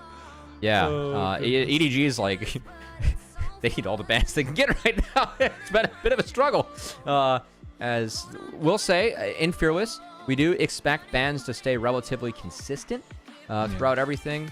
Just given that the only time that we're really going to see bans swap is when you swap sides if teams have different priorities. It makes a lot of sense. Get the first pick Ashe? No, they're banning Sedge. I wonder if they're setting up something like Maokai later on. BLG have to ban. Yeah, they do have to take away Ashe. Ashe is too high priority. It's too ridiculous, man. They could Jhin or Ziggs into it. If they wanted the Ziggs, they actually could. I just think with the way that EDG play, Enchanted Crystal Arrow setup, even if, Assume isn't doing great, they are just going to let it through. Wow. Even if he's not doing great, he would provide a ton of value with that Enchanted Crystal Arrow, and there you go. First pick, Ashe. All right, you got Ziggs and Jhin up as responses, and when you let a champion this strong through at this phase of Fearless Draft, then it is warranted, hey, what do you have ready to respond? Yeah. You got to expect there's something in the tank here, but yeah, I mean, jury's out. We're going to have to see what is Gotta pick it fourth, Elk. Gotta pick it fourth, man. Well, you can't really pick it 4 here. Hey, Wukong, champion that has been denied from Xiaohao throughout the series, going to be locked in for Wei. And I think that we will see Jhin at some point in this draft, too. of all the MF, or I said MF, all the Ashe answers that are left, no Ezreal, no Varus, no MF. You got to imagine that it's got to be Jhin or Ziggs. And I'm sure they're going to grab it in the first phase, kind of have that response here, because we were talking about earlier in the series as well that typically we either see bot lane picked in the first phase or the second phase just to try to get it out of the way or play towards those flexible strengths. I do really like the Wukong for Wei. I think it's going to provide him a lot of strength on the map. We've already seen that pay off against Xiaohao to pressure him as well. I also just want to see Xiaohao given another option like the Viego, give him something that he can mechanically perform on, because right now, even though things haven't been going well for him, I still feel like mechanically he's been the best performing player with Angel on the team so far today. Okay, yeah, I mean, it's been okay for Xiaohao, as I think the Viego, he wasn't exactly the best, but the Lee Sin, we'll see if it is good into the Wukong, and oh boy, Ans Rakan coming on through with Wukong. I think that's a really tough start already here for EDG, as the synergy you get from Wukong, being invis with a clone, you can piggyback off of that with Rakan, a combo off the knockups, both ways, if it's Rakan engage, Wukong follow, or vice versa, both feel really good, so I do think it's a good start to the draft here. I know this is kind of going back in time a little bit, but did they just forget that they played against Ambessa maybe because they don't respect it? I don't know. I can't explain that one. I'm still questioning it, man. Still questioning it. They're going to have to explain that one for all of us. Yeah, I hope so. Maybe post-game interview question or something. We do have the kind of mid lane focus here in the second phase. I think rightfully so. I think Knight has had a hell of a day. Honestly, was in the conversation if Ben didn't play tank Jace last game to be that double MVP so far. And I wonder if that mid lane focus is still going to go through. You could ban away Ahri here. Another good combo with Lee Sin. I would love to see them set up for an Orianna pick. As only one ban needed. Just gonna take away the Blanc. And I think Orianna would be a really good deny here. Again, the synergy with Wukong, the Rakan, and the ability to have that ball, that control to try and keep Ashe at bay would be really strong. So I think a Orianna ban's warranted from EDG. Wonder, because I mean that ball delivery would be crazy, especially with the clone, like you're saying. I wonder though now if you're looking at it, what these solo lanes could look like for EDG, because you're obviously not going to get counter pick, right? So you're going to have to go with that double grab and try to find something that can at least set up ZDZ and Angel for some kind of success, because especially Angel being a little bit more the consistent performer. Oh wow! Ben is going to lock in the Gnar here for game number 3. Let's see. No Rumble, no Ambessa, no Tank Jace into it. Silas also is a option in the Gnar if you want to go real way far back. GP would be interesting. It would really help. At least it fit with the style. I don't love this in the bin though. I think challenging bin. Oh, okay. We're throwing down the gauntlet here, man. Dropped. Let's bit of a skill matchup. Bilgewater gauntlet. Yeah, it's a bit of a skill matchup. Barrels being contested, definitely an option. I mean, we are just asking to get Orianna if we're going to Talia here. I will also say that. All right. Oh, no. Play the Orianna Knight. Come on. I love that they give counterpick tonight, though, man. This guy is just on another level in the LPL. And he's looking to go with a classic of his own, potentially. Ahri's good. It's an option. It's still a good matchup in the... Oh! We got the Swain! Let's go! You wanted it bot. Will you have it mid, though? I don't care. I just want Swain. Oh, let's go, baby.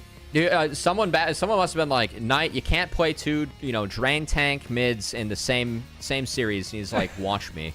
He goes from Vlad to Swain in these 2 games. He's played 3 games competitively as Swain.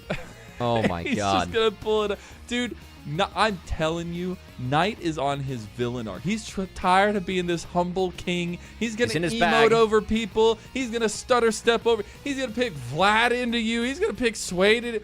This guy, again, if you haven't been here the whole time we've been talking about this guy, he is potentially, with this year of play, going to do something that no LPL player has ever done in terms of titles won. And I think it's so important to highlight when you have a generational talent like Knight. Even if that international success is not there, this guy is the golden left hand of the LPL at this point, and he's looking at greatness on the cusp. He is a beast of a player. And I mean, the fact that, again, you have the solo lanes of Bin and Knight. You can do things like blind Gnar in this format because, you know, why not? We can just do it and get away with it. It's fine. Man, this is going to be a fun one. I got to say, I still really feel like Orianna would have been the pick if this is a Game 5 of a series, but Knight, he wanted the Swain. And you know what? After what Knight's done so far in this series with arguably, you know, double MVPs, give him the Swain. Let's see what happens. He gets to do what he wants, man. He gets to do what he wants. I'm excited. I hope we get to see a little bit of life, a little bit of a spark for EDG here, just to give us a little something. Maybe even bring us to more games. But right now, that pedestal is very far out of reach for EDG. And again, it's the difference of what these two teams are looking for in 2025. It's BLG versus EDG, Game 3. Oh, heck of a level 1 here, too. You have to be a little bit wary of Braum, but they're just going to have on face check and they can get a bait. Yep. Oh, my God. They got a flash from there. Oh, no. I mean, loses a lot, but he'll be able to reset. They need to follow this up. Oh, wait. Gonna get chased down. They got the concussed balls. You literally can't run away from this combo, although they are doing so. And no follow-through from EDG. I thought they were so close to forcing out some more summoner spells there. Okay, so On did pop the heal. He did. I think Wink could have followed up with the heal there in order to secure a concussive blows proc. Might have been an option. A couple of interesting things, though, right off the bat. First off, ZDZ starting with a mana crystal. So really going to try and pop those parlays. And then also Knight, no TP, has Flash and Ghost. That's the tech, man. They can't run away from you. I got to say, in the new season, I was running this by a couple mid laners. Because the TP is so slow before it evolves, I'm wondering if you could just ghost back to lane and have that be about equivalent and then have that combat summoner. And, of course, on Swain, also very reliant on move speed within the fights. We'll see if this ends up being big. He's got the cool skin. Tough to combo him. Yeah. There's a lot of chest hair there. Oh, I love it. I already got it. The guy, he is terrifying. Also, you saw there in the graphic, those graphics, if you haven't been a part of the LPL community, those are just telling you when the last time the champion was played and by who. All the way in 2023, the last time we saw Swain mid. And we get another one by Knight himself. You know, it's so funny he's playing Swain because Swain has that, like, corrupted left hand. So it's kind of cool. But we do look at the map state here. We did have that kind of lane swap set up. Both junglers starting on mirrored sides of the map. And that pathing is going to be super important, especially for Xiaohao. You can see the swap is on. Also matching the swap. Solo XP going to be secured by the GP and Elk on the Jhin.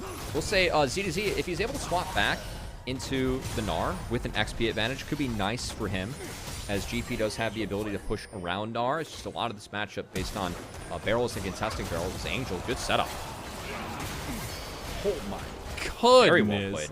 Very well played. Hey, you can capitalize on that combo early on between these two. You can absolutely get an advantage, and they do so onto Knight himself. Hey, Knight did burn both summoner spells level 1 between the skirmish and that walk into lane from Assume and Wink, which is well played. So, like to see Angel, creative way to set up that gank with the Q slow, and then Lee Sin, of course, being there. Good use of flash from Angel to take down the Swain, and with no TP, Knight's got to walk back. It's going to hurt a little bit. Meanwhile, Wei looking for the dive on ZDZ, but he knows about it. That ward. See if they still go for it. That ward was really nice. He's got the fourth shot from Elk, though. Elk will go ahead and tank some of the turret shots, but yeah, they don't really have much damage if Elk is the one that has to run away. They might do it again. I think it was... There it is. Oh, my goodness. He gets the heal back. One more tap, and Wei will get a response kill for BLG. Yeah, that is very, very well played by BLG. I love how they went for the fourth shot, let the barrel hit. Right person tanked it, just reset that dive and hit it again. Really, really well done. Use the barrel to get the next fourth shot, too. Like, that's just crazy. That's really well done. Jin's my goat. Jin's my goat. I can finally profess my love on a broadcast because we're not in official capacity. I can just talk about Jin all I want and not be reprimanded. No, I'll probably be reprimanded. Yeah, I mean, our boss is asleep, so, you know. True. I won't share. You know, we're going to watch you get away with this one. That said, Angel not letting Knight get away with no summoner spells, as that chest hair, he was asleep in that one. What does the chest hair have to do with it? I don't know. You brought it up first. This is on you. I appreciate the full circle here. Thank you. It looked like he was asleep. True. I mean, hey, he kind of was. He does have the ghost back up now, but Angel's getting some really good combos, and that's what some of the lack of range will do to you as Swain if you're taking into these kind of mage matchups. See a little bit more pressure on bot side as well from EDG. Decent setup. So, I mean, we're only 5 minutes in. All right, it's not far, but EDG are playing well through their lanes, at least to now. I have gotten back into the standard lanes. I think important to note, Swifty's already secured for Elk. Really going to help out against the Ashe Braum lane. Of course, a lot of strategy around that. It's about stacking up the slows. As at the moment, my eyes are on mid. I know the camera's not there, but it looks like Xiaohao took a path towards mid, but they were not able to secure kill on the Knight. That said, Knight did burn his ghost to get out of that. So we'll see if it ends up being a rinse and repeat here. The Grubby Tubbies. Yeah, that's what are we learning in episode 1 of the Grubby Tubbies? We're in game 3. How is this episode 1? We had Grubageddon in the last game. This episode, and we did have Grubageddon. It is going to be Xiaohao starting that one up. Wei was actually potentially looking for a mid lane play, but Xiaohao will just secure this first one. Try to potentially contest. I mean, the Lee Sin has some serious dueling strength early on. Oh, assume. He overstepped it a little bit. Does have to burn his flash from it. The Deadly Flare is followed up. But now, oh, Knight!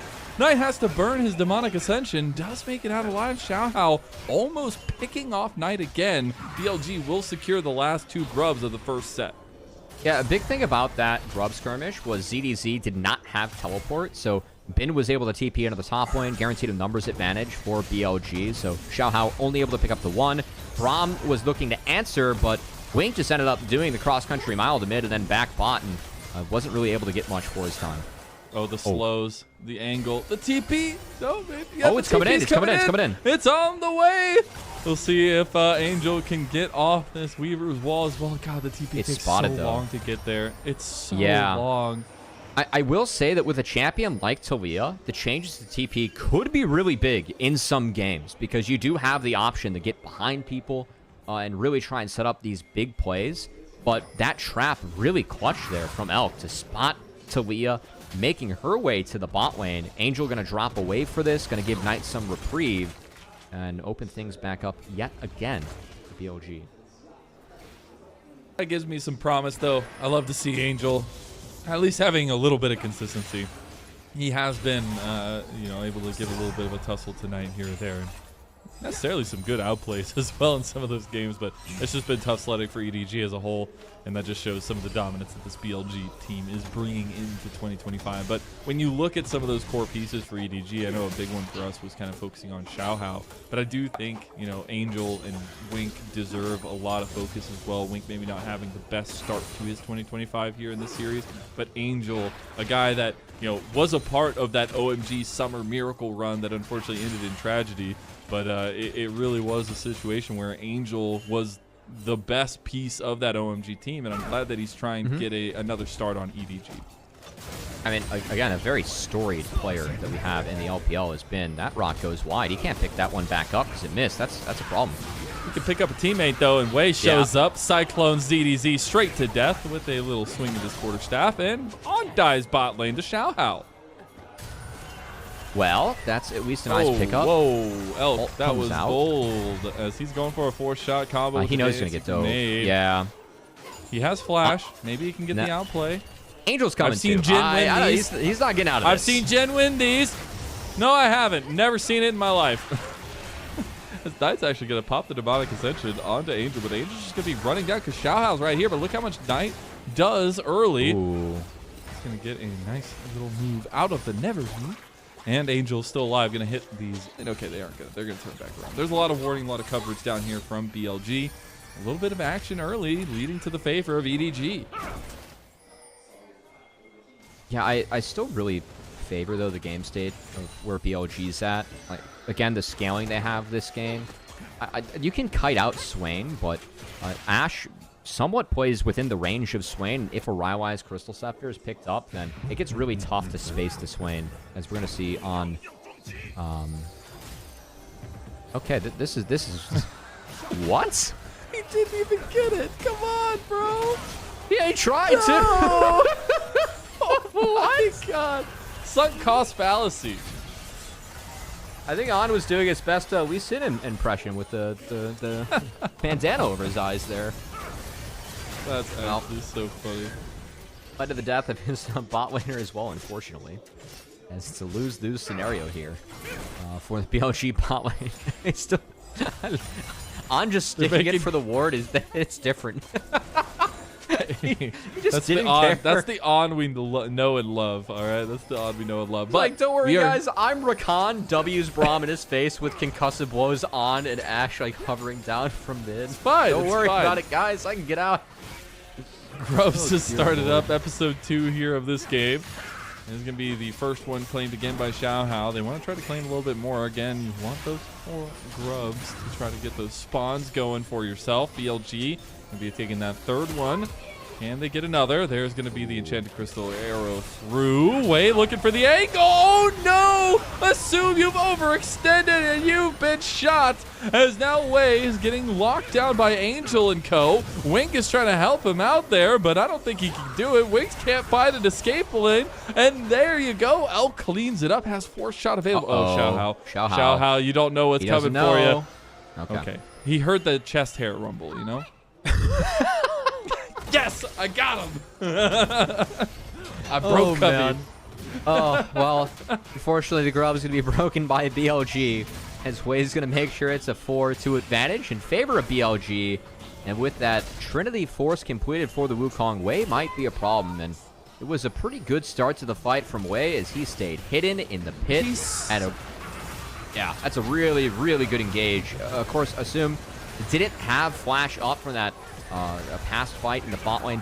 OG doing a good job of tracking that and taking down the valuable member of EDG first. Man, and then he gets Wake after with a follow-through auto attack too. Oh, that is just bad news bears for EDG. Things were looking like their heads were above water there. Now maybe a little bit less so. About 1,200 gold lead or so for BLG so far, but we're getting close to those feats of strength being procured as Knight is looking to push down this top side, get this first turret with all the plates too, and BLG are here in force. Angel going to come up and play defense, but it's a little bit too late. And again, I talked earlier in the series, the last game, EDG had a 6-0 grub advantage. I did mention, you know, overload a side lane, like go use those grubs and how much damage you get to do to turrets to your favor. Well, BLG textbook here as Wink's trying to delay, but going to get caught. Yeah, he does have the exit strategy with Angel being there. Xiaohao's on his way and assume he's gonna pop that arrow. Barely misses Knight. Knight actually got a little bit of stack there. Hits the never move. Oh, nice denial from Angel. That was actually so beautiful. Now Wei gets kicked back and decimated by Xiaohao. Shout out to Wink. So what BLG is trying to do there is... Oh, hold on. The play continues. Weaver's Wall is cast. Knight does that flash. He wanted to try to get the angle, but instead just goes on pop the quickness. Xiaohao looking for more. Angel's the one that claims that one. Big never move from Knight, and he gets hit by the turret. The turret's doing so much work with the new changes. It is pumping, and so is Knight. Looking for more on the Wink, and there you go. The synergy with Swain is just on point. The golden left hand is strong. And Angel will get the little shutdown. Like he wanted to get the never move one more time. He was laughing at his cam, but it's still an outplay for Knight. Oh, the Raiwai's there. I don't think he had it yet, but it was clutch the way that Knight was able to play that one out. I like the play from EDG. I do want to start there because BLG has growth advantage. They overloaded top lane. They got the turret down. The plan is to get a reset and go bot and just continue the snowball. Assume. 4 shot. Try and hold the flash. Deadly flourish. Not there. Okay, nice blocks. Yeah, he needs to cancel. That's okay. Get now. Yeah, well played by Assume to hold the flash, but I really... Okay, heal burn. Heal. Or no that heal. Was okay, so never mind. Close. Just not calculated. No heal. Yeah, just, maybe the... Oh! How's that for a deadly flourish, Cubby? EDG are just getting styled on, man. I don't know what else to say. I know BLG usually styles on whoever they face in the LPL, but that's a collector the fact that we haven't seen him yet, but that especially is a collector today. diff. Oh my goodness. Dude, Assume is eating himself with that one. He's feeling real anxious after that. That feels bad. Well, BLG, I think they're still looking to make this a quick day for us up here on the Castro Despozel as EDG running out of options. I will say that their scaling is okay this game. I think that if they can buy space with the Gangplank, with the Ashe, with the Braum, they have a chance. So BOG's engage is going to have to be good, but they don't know where Wei's at now. And you're up against this many slows. It's about the angles you take. Wei now spotted. He was about to just go straight for Angel. He's like, I might just have the angle here. As they caught CDZ though. Oh my God, Meganar into Angel, but now Ben doesn't really have any exit tools. Heal got used there.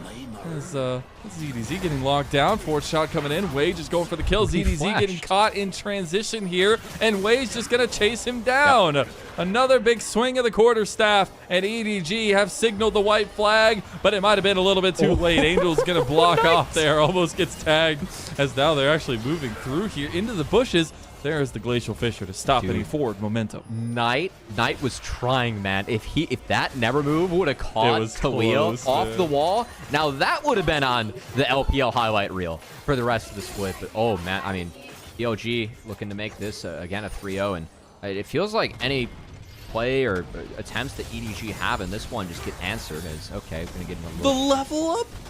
Yeah, it was the level up. Okay, it was the level up. It was close. That's why I thought he was popped, but Elk's like, you know blind. what? That is literally fully blind. That through is the minion wild. wave. He's like, why not? Throws it out there, ends up picking him up, and yeah, this got a little bit funky, but in transition, ZDZ was caught, and good turn from BLG to just recognize this and take him down.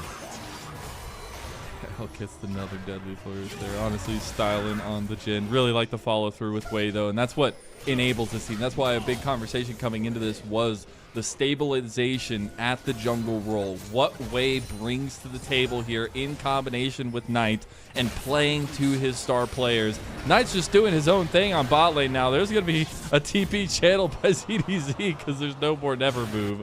But the Dragon should get started up by BLG, and Wei has been consistently able to play positively with Knight and Ben.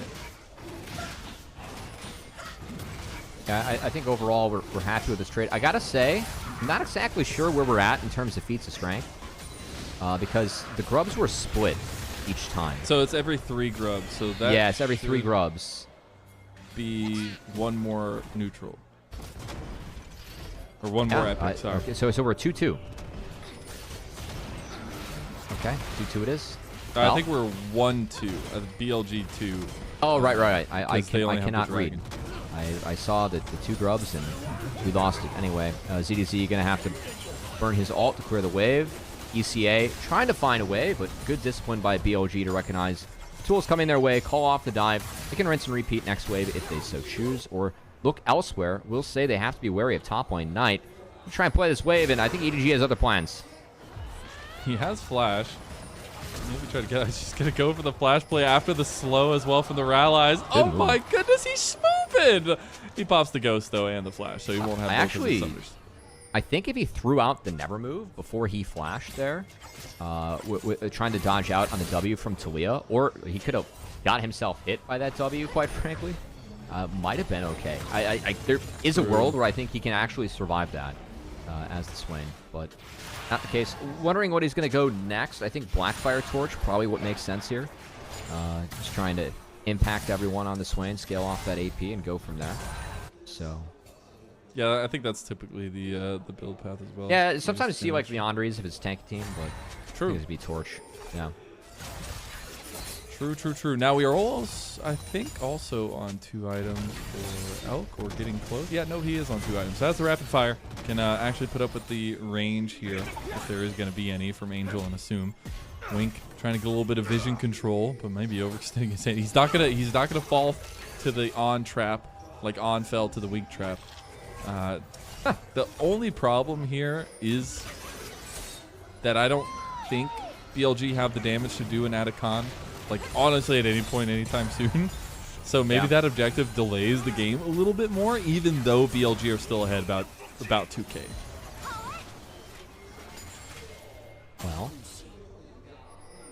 We'll see. BLG has had a couple of interesting decisions tonight, Zell. And I must say, so far, it's helped the entertainment level of the games. So you have to respect it. I'm here for it. I'm always here for it. Ooh, Elk's going to burn his flash in mid lane, trying to get away from Angel there. There's really just a little bit of a hold around mid lane happening right now, as there's no real objective besides Atacon to play towards. Bin, he's surrounded down here, but he initiates the combat into ZDZ, gets away from his barrel, and Xiao jumping over to ZDZ. Now Bin has the Meganar, looking for the combo into the wall. Is just looking for the fight now too, goes for the wallop, and now you have the Cannon Barrage on top. But big enchanted Crystal Arrow from across the way, even with the big open curtain there from the side of Elk. It's not going to be enough damage, and he gets stopped by the Talia wall, and now he's flanked by a Zoom. And unfortunately, Jin does not win a 1-on-1 or even a 2-on-1 in that situation. There is going to be an escape by On, who just made it out alive over Elk, but that's a really big play from EDG to get something going. That was a big Enchanted Crystal Arrow coming out from Assume because it prevented Bin from contesting the rest of the barrels. Now, with that said, all the commitment being thrown into the bot lane will ensure the Otacon goes over to BLG on the top side. As Wei, okay, he's got to, get out of that. Otacon does a lot of damage, especially if you don't have people DPSing. So it will be a pickup for BLG, but frankly, a decent trade, and especially given the game for EDG, a game where it feels like they're a little bit behind, feels like the scaling is not super in their favor. I think this was a good play from them. I said it in draft, and I think it holds absolutely true, especially after this one. The Assume Enchanted Crystal Arrows, even if he's not having an impact as a specific champion, which he already is, the Enchanted Crystal Arrows do so much to unlock the likes of Xiao Hao, and they're able to get a really good. Yeah, that was rather sound coming out there from Assume, so not bad. As again, EDG at this point, trying to look for anything they can pick up, but really looking forward to see what BLG can do here, as they have Otacon, and we'll see how aggressive they want to play with this buff. So you do get it even if you're dead. Elk still has it, and he was dead. Yeah. Ooh, Assume gonna burn his flash there as well. And keep in mind, game 1 of the series, like, this is what helped blow the game up for BLG. And so good side stuff by Elk. That was so close. If Elk gets hit by that, he has to burn the cleanse, I think there. There's Dragon coming up. We'll see who is going to take it again. BLG, one neutral, or one epic monster, rather, away from getting those feats of strength. Maybe at this point, not even that big of a boon, but they're just going to keep pressure in mid lane anyways and potentially move down to this Dragon. BLG does have a decent position on this Dragon so far, as Elk actually not going to be able to chain things up. Of course, the Swain and the Jhin can interact very well together, especially with the Rywise that never move, makes it really easy to line up with Deadly Flourish. Shelly, no! Yeah, Shelly's been over 2 for EDG here. If Xiao Hao steals this, this is feats of strength for EDG, and it's feats of strength for BLG. So trying to get over this, trying to get some steal going. They're going to pull out the Dragon. Knight's getting low already. There's a lot on the table here, but it's going to be left on the table by EDG. EDG is going to be run down by Bin. This is where BLG can play super aggressive. They have the Atacon respawns, and they're going to pop everything here. As Knight going down, gets a quick trip back to base. Wei's going for the kill, gets the money, and gets away. Still has his GA and EDG. They do get a 1-for-1. Knight kind of used his face to zone and the buff. You know, he's back. Just donated 100 gold to make sure that Wei could go under the turret and pick up a kill. As that's on a ward. The stop of the back on the ward, and the kickback on. Going for the grand entrance to get away, but that grand entrance was ended overtly by Assume. Buff expired too, so that's actually a good kill pickup for EDG. We'll see if they can do anything with that. Of course, only the support, but should allow them to fix mid lane and definitely bot lane as better than nothing. And we're a dead even game, Cubby. 24 minutes in. It's crazy. Yeah. Last night, game 3 was the closest game of the series. Still ended up falling, LGD did. Now BLG being pushed into game 3 by EDG. Closest game I feel like we've had so far, almost 25 minutes in. And EDG, they found a strategy. Again, I said give the sticks to Xiao Hao and Angel and something can happen. And we're actually seeing it unfold here.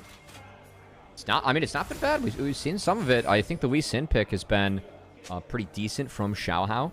as it feels like he's been able to make some plays, and it's not usually the combo we see with Talia, but they've made it work. That said, he's got to do something crazy later on, because if Ashe is taken out of the fights first, I think that's really the key for BLG. Ooh, they all just went straight into that cannon barrage. That's tough. Yeah, good contest there from Elk on some of the barrels. But I think big plan for BLG, just get Ashe out of the fight first. If that happens, you should be able to play the rest of it out pretty easily. And again, they do have some good range to try and set things up. And Wukong is going to be a beast in this game. So pick the scales very well from the jungle. And Wei is in really good position in this game. CTZ moves, maybe looking for an angle. That's a Chad control ward, if I've ever seen one, just sitting there right in the open, begging to be attacked, but also keeping Bin very safe. He also has the TP available. Baron is on the table. EDG keeping a lot of presence around mid lane right now. Okay, Xiaohao gets the Cyclone out of Wei. That's actually a big one. Small win, but you can see the angle that On has. On's not been spotted yet. To take out a control ward, On actually... Okay. Has the Ocean Soul, wasn't in a dicey spot, able to hide himself, but I do like On and BLG looking for angles. Again, I think that is really key for BLG in this game. If you fight head-on into Ashe, Braum, Talia, GP, that's a lot of slows that you got to get through, so really important that BLG are able to find angles. I do think they're going to have to play through and around objectives in order to get EDG into the river, to bait them into good positions for BLG, so look out for that. Wei takes away the Scuttle Crab, and unfortunately, Xiaohao is sad. We do have second item coming through. That Meandries did end up getting completed by Knight. We're on third item, Lord Doms for Elk. Actually be doing damage now. And it's the Enchanted Crystal Valor that actually instantly gets cleansed by Elk, so he won't have that summoner spell. Still has the flash. That's something to think about in the next fight. For a second there, I thought things were going to get a little bit interesting. Not going to be the case, though. As On, of course, on the recon can be slippery.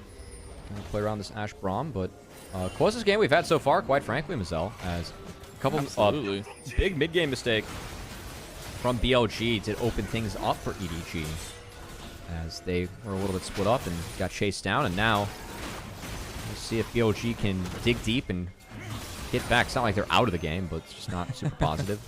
Bin gonna take bot inner in front of GP's face, ult him away, and use that Randuin's rather well, as now assume. He wants to get the last shot. Okay, Wig comes in to save him. There you go. Good guy, Wig. Saving his carry. That's all that really matters. That's fine. He can go back. He's getting free lifesteal from that, you know? That's the real There win. you go. We do have Dragon coming up rather shortly. I know we don't have the timer up because Atacon seems to break the timers for some reason. But it is going to be coming up soon because you can see the little hourglass down there. So it would be a soul point for BLG. If they get soul point, it's not soul, obviously, but it gives them a lot of decision-making priority on the map for the foreseeable future. I want to see EDG contest this one. Yeah, I don't think it's a quick Baron take at all for BLG. So Dragon expected. Decent pocket dug out from EDG. They're going to spot Wei as he tries to find the angle in the back half. And Xiaohao, he's got him. Down. Yeah, he does have the angle on Wei, but Wei brings him into the pit there. Xiaohao jumping right back over Dragon. Ooh, they pop Bin's Mega. Yeah, that EDG should just wait things out, because with no Mega and no Wukong ult, it might actually be hard for BLG to fight. Oh, Elk! He doesn't get hit by the Glacial Fissure, but there's the Cannon Barrage right onto him, and Elk is down. No more backline. Big never moved there, and Knight maybe ticking up to be impossible to stop as he's going to look for even more, but actually ends up backing off with his Demonic Ascension. That's a massive pick for EDG, and it's going to get them the Dragon too. Angel can TP back, and he was the stud of that fight. The flash forward to proc the concussive blows and secure the kill onto Elk was huge, not to mention the setup that made that happen in the first place. Well played from Angel, using that pocket on the bot side mid embankment brush to set things up against BLG over the wall. Angel picking them up by their bootstraps. Almost 50 CS overnight. Having incredible angles, having incredible ideas. And Angel has always classically been a pretty damn good Talia. Gets a really good angle on the Elk. Yeah, fantastic. I don't think BLG quite calculated that. He even gets the concussive blows fourth hit exactly. onto him too. Yeah, that was what the flash was for. Great presence of mind from Angel to make that one work. And for BLG, I don't think they necessarily calculated what happens when you yoink back the never move. Angel was instantly able to respond, and kind of that brought him in range of some of BLG to actually set that play up. Oh, and here we go again. We're not stopping anytime soon. As On almost gets caught there, it will be the Enchanted Crystal Arrow and the Weaver's Wall down. So a couple big ultimates not on the table here. There's already a fight kicking off now as well. Knight just doesn't do damage. He does consistent sustained damage. But against this comp, when they can just burst down, it's huge. But look at Wei. He wants the angle too. He realizes Angel was the saving grace for EDG, and he picked him out of his team. As now Elk has perfect angle for the follow-up here. Assume gets Meganard into the wall. And look at Knight just ticking away. Boom goes the bomb. And now ZDZ is cleaned house by Elk. Not a deadly flare is going to hit, but it is still a fight win for BLG. And that's the angle that BLG were looking for with Wei. Again, you cannot fight this front to back. You have to find a way to get in the back line and shut someone down. Wei and On syncing up really well there onto Angel, and they were able to find Assume in the back half of fight 2. So that engage, I think it's really important that you take down Ashe or Talia right off the bat. And we saw once one of those big damage dealers was removed, there's no more threat to Bin. I will say the start of this fight a little bit scary because Knight, he's actually under-leveled to EDG's jungler. Has been grouped up quite a bit and pushed around some of the side lanes, but Wei with the flash right onto the Talia. And also that angle, Assume was stuck. There was nowhere that Ashe could go in the fight. Was able to DPS down Wei. But after this, that was the best flash possible, but Bin was already mega, able to get in the back line. And if you take away that Talia first, Bin, he's got the Randuins on this Gnar. It doesn't have MR yet, so by removing the magic damage first, it really helps enable Bin to push up in these fights to play as aggressively as he played that one. So I do like that a lot. Little thing there, Knight using the Raptor Pit because the Demonic Ascension extends over that round edge of the Raptor Pit, so they cannot attack him, and he's still getting the sustain. That's just wild, man. This guy's on another level. We've talked about him so much, but he absolutely deserves a generational new talent and potentially one of the greatest players to ever be built in the LPL, and you'll love to see it. Now BLG trying to put a stamp on this one with a little bit of a lead for themselves, about 4,000 EDG. They are forcing their hand. That's already almost half health. Oh, Knight spotted. That's going to give away their on Baron, I think. It will, absolutely, but maybe it's not enough. Wei versus Xiaohao. If there's a moment to do it, it's now. Xiaohao gets it, and that's all 5 Baron buffs secured for EDG. Good call and play from EDG. I like this a lot. Look at the scoreboard. There are no flashes up on any members in this game. EDG carving out that pocket makes it a lot harder for BLG to get behind and get around them in this game. Gutsy call by EDG, but I think it's the right one given the lack of flashes in the game. So really like them having the guts to call that one out. And good barrel, too, from ZDZ to just make sure that Wei couldn't get in range to even have a chance to smite steal that Baron away. The denial, the plays, that kind of shot calling. This is the EDG. Why does it have to be in Game 3? This is the EDG that we wanted to see in any regard. Now we get a last-ditch effort to potentially continue this series. The lead is nothing here, but I'm looking at EDG to try to use this Baron buff efficiently. Right now they're collapsing onto Bin. Bin should be fine. He could also channel the TP if he wants to, but he has Meganar. Actually a big setup towards the top side here for EDG. On's got a massive flank. They want to force them away from the dragon spawn. Potentially, but BLG... Okay, they were looking mid there for a sec. I'm curious how hard they play this. ZDZ does have TP, and EDG is trying to carve out the pocket, but look where On's at. That's scary. He's got Sweeper going. Well, he gets tagged. Xiaohao does not know that On is behind them.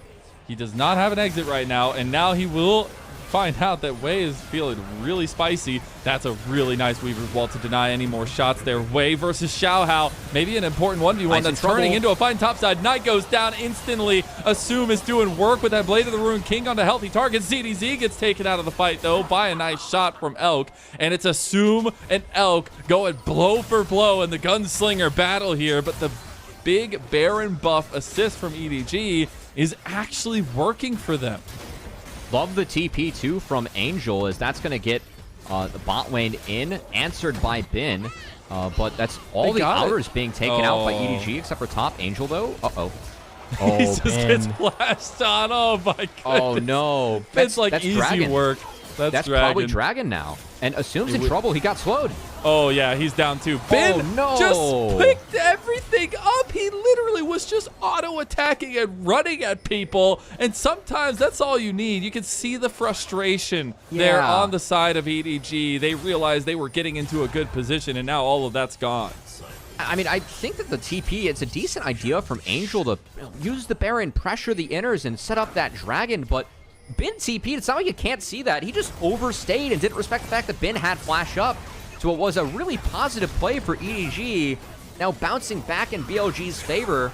They're looking to knock down this mid inhibitor. It should fall. And now it's about how hard they want to press. And unfortunately, against a team at the caliber of BLG, one slip up means you just fell off a cliff, my friend. There is no rope holding you up. There's nothing there. You're just free falling because they will just dissect the map away from you. And we see another Dragon giving BLG sole point and so much decision-making priority around that next spot of Dragon in 5 minutes. Oh, man. I mean, again, this TP, it's coming. It's not like you can't see this if you're Angel. He's just greeting for the turret. Isn't able to even set up a slow on Bin. Didn't have the flick or the rocks at the start. Bin just easy flash after he pretty much DPS'd Angel down. Does have a wit's end, so much better in the 1v1 and then this matchup too. And then Assume, no flash again. Bin just able to chase him. I mean, it's not like what EDG got incredibly outplayed. Just didn't respect the map, and Bin able to punish.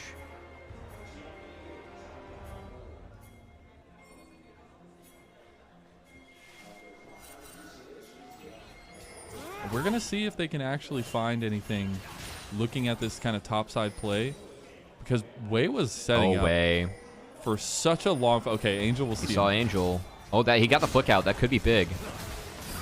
Okay, Xiaohao looking for it on the Wei. Wei's already about half health. Gets chunked even a little bit more. Xiaohao is going to hit the clone there. Not going to follow up anything else. EDG are stuck, though. They need to be a little careful. I mean, I don't think ZDZ has an exit except for his flash. They're literally just playing into a choke point right now. EDG got to get out of there, man. Signal the red flag. Or white flag, I guess. The red flag for BLG as they will press them away. There's no objectives on the map, though, for another minute or so about Baron coming up. The BLG will take that map presence.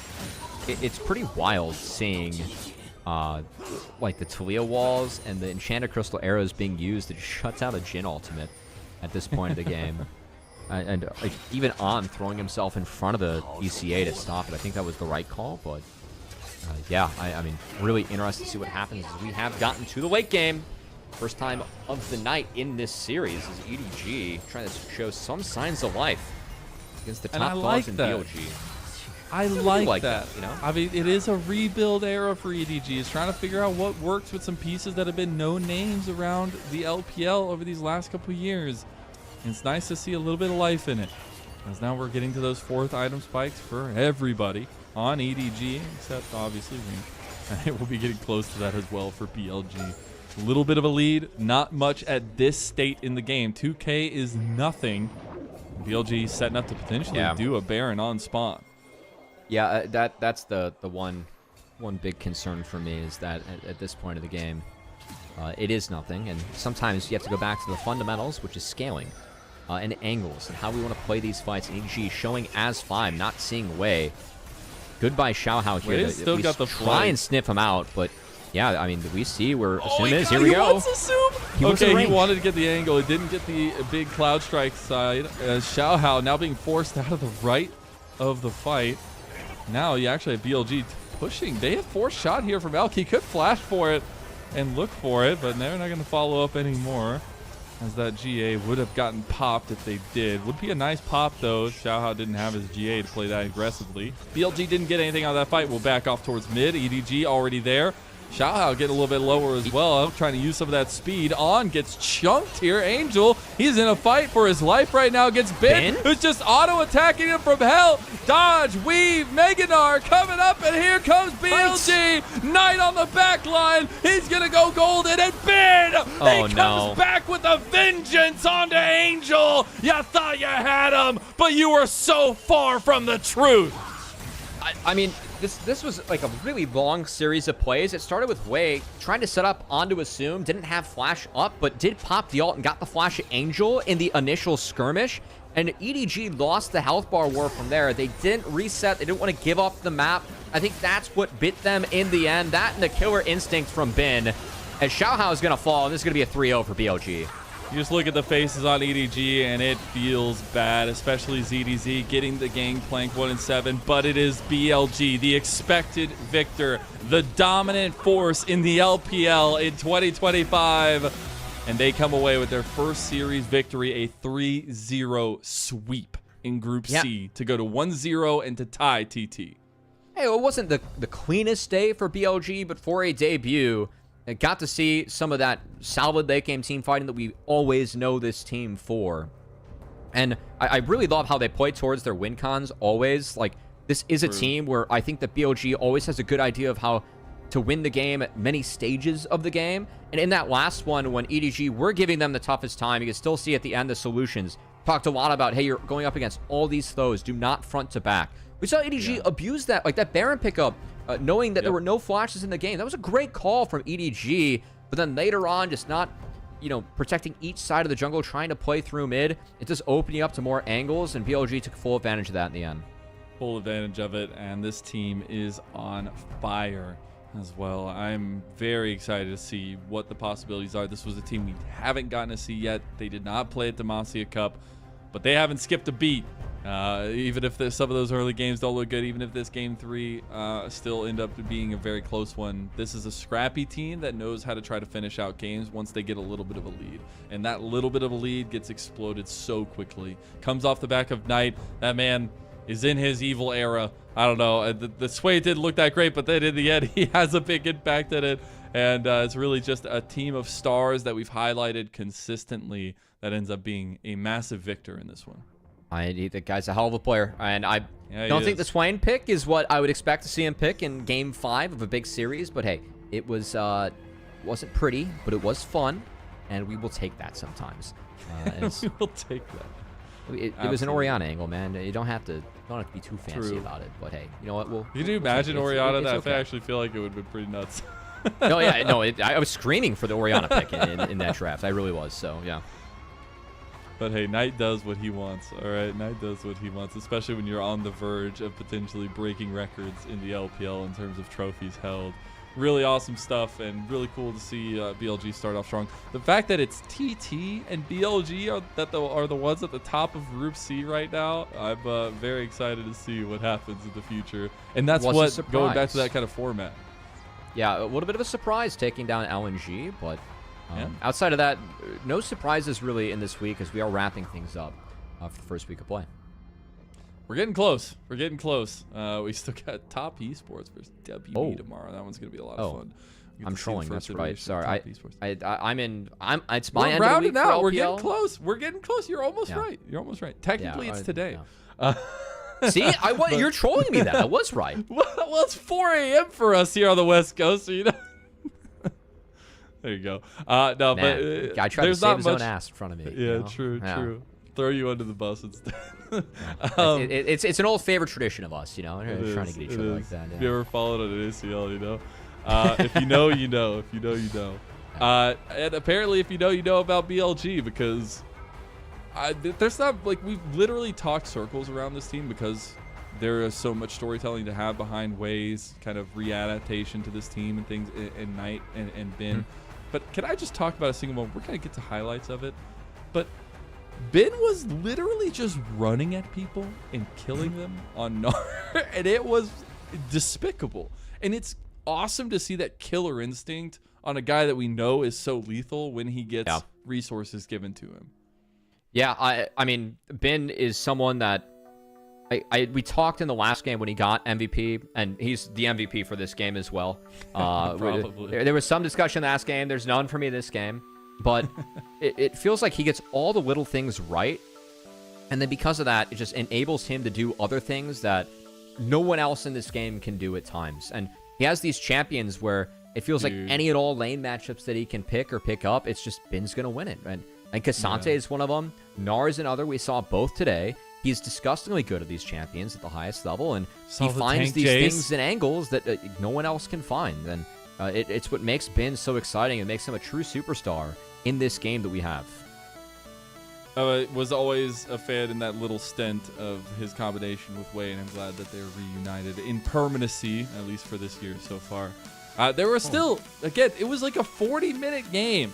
So it's not like EDG didn't give them a run for their money, and that's where some of that cleanliness we were asking about. But then in some of the crucial moments, you give one thing to BLG, and it just snowballs away from them. I mean, if this game went differently, we'd be sitting here singing the praises of Angel, who was he's the one that got them back in this game. This play was crazy. He never moved Him and in. Xiaohao.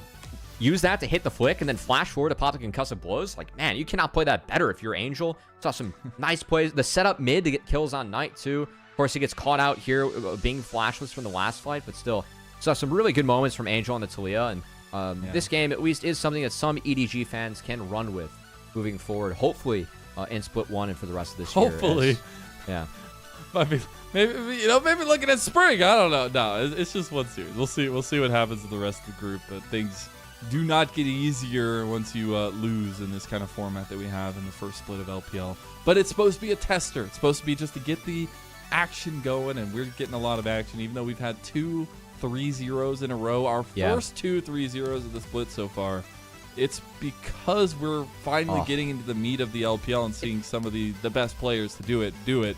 And literally, you're going to see a deja vu here after this one because he does it multiple times to finish out the game. Now, if it wasn't for that play from Angel, I mean, I really feel like Angel would have been the second best player in this lobby. But yeah, I mean, Bin gets MVP just for this play alone.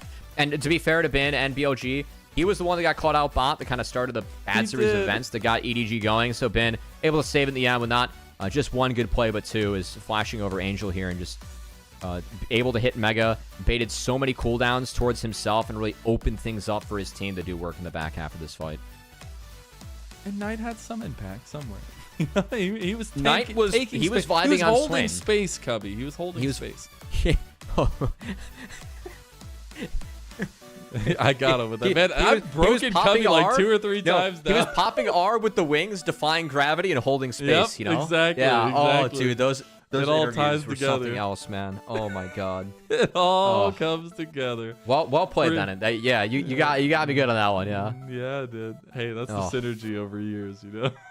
Yeah. It was a good time. Then apparently BLG had a great time. I really love to see the kind of picks that they're willing to bring out, and especially in a Fearless format, but it didn't even feel like Fearless really affected this. It just felt like they were trying to have fun with it. But I do think that kind of seeing these different picks come out is super important. Did get the Nar MVP for Bin, so you will get the double MVP of this first best of 5. That's an easy one, as Bin was fantastic True. at the back half of this game. Big difference maker on the Nar, something that we have come to expect out of Bin as a player, and especially on champions like this, where it always feels like he makes his presence felt.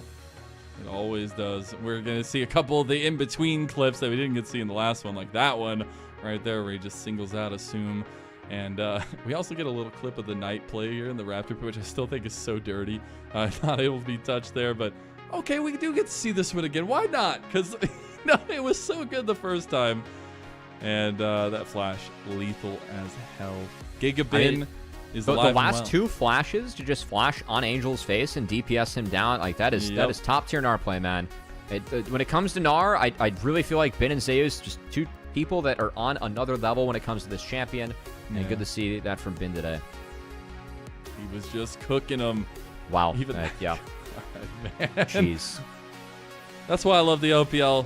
We get to watch players like this play the game that we all love, and get to enjoy it while we do so. Even though it was a 3-0, I still cannot believe that my luck is this bad, that I've gotten 2 3-0s in a row for my first cast of the LPL. Never happened before I put on the LPL. This is going on 5 years. Never happened, really. That's too bad. That's well, crazy. Lennon, I hope you get better luck in the upcoming series. You know, you're going to be doing a lot of heavy lifting on this stream. And yeah, before we wrap, I got to do the Ko-Fi. I could do it unless you want to do it. Up to you. Where is it? I got you, boo boo. I got you. Oh, I love doing these things. Oh. I'm also part of the admin, so you know I get to chill a little bit. Oh, you gotta flex that on me now too. Yeah. I talked earlier a little bit about our Ko-Fi that we set up. Please, if you have a chance, go check it out. Thank you very much to our elite Ko-Fi supporter and Superis, Aaron. Sorry, Superis. As first one. Their time. Their pledged financial contribution helps level up the broadcast in so many ways. It allows us to give you awesome content, allows us to pay the people in the back seat, because this is all fan-made, this is all volunteer. So being able to give back at all to these very passionate people and provide you with a broadcast like this is why we do it. So huge shout out to Aaron, and thank you all for loving the LPL as much as we do. Cubby, it was a pleasure to get to cast with you again, man. I know we got to cast a little bit in Demacia Cup, but I'm looking forward to more this season. Thank you all for tuning in for a wonderful night of the LPL. We'll be right back tomorrow, same time, same place, with Top Esports versus WE. You don't want to miss that one. We'll see you there.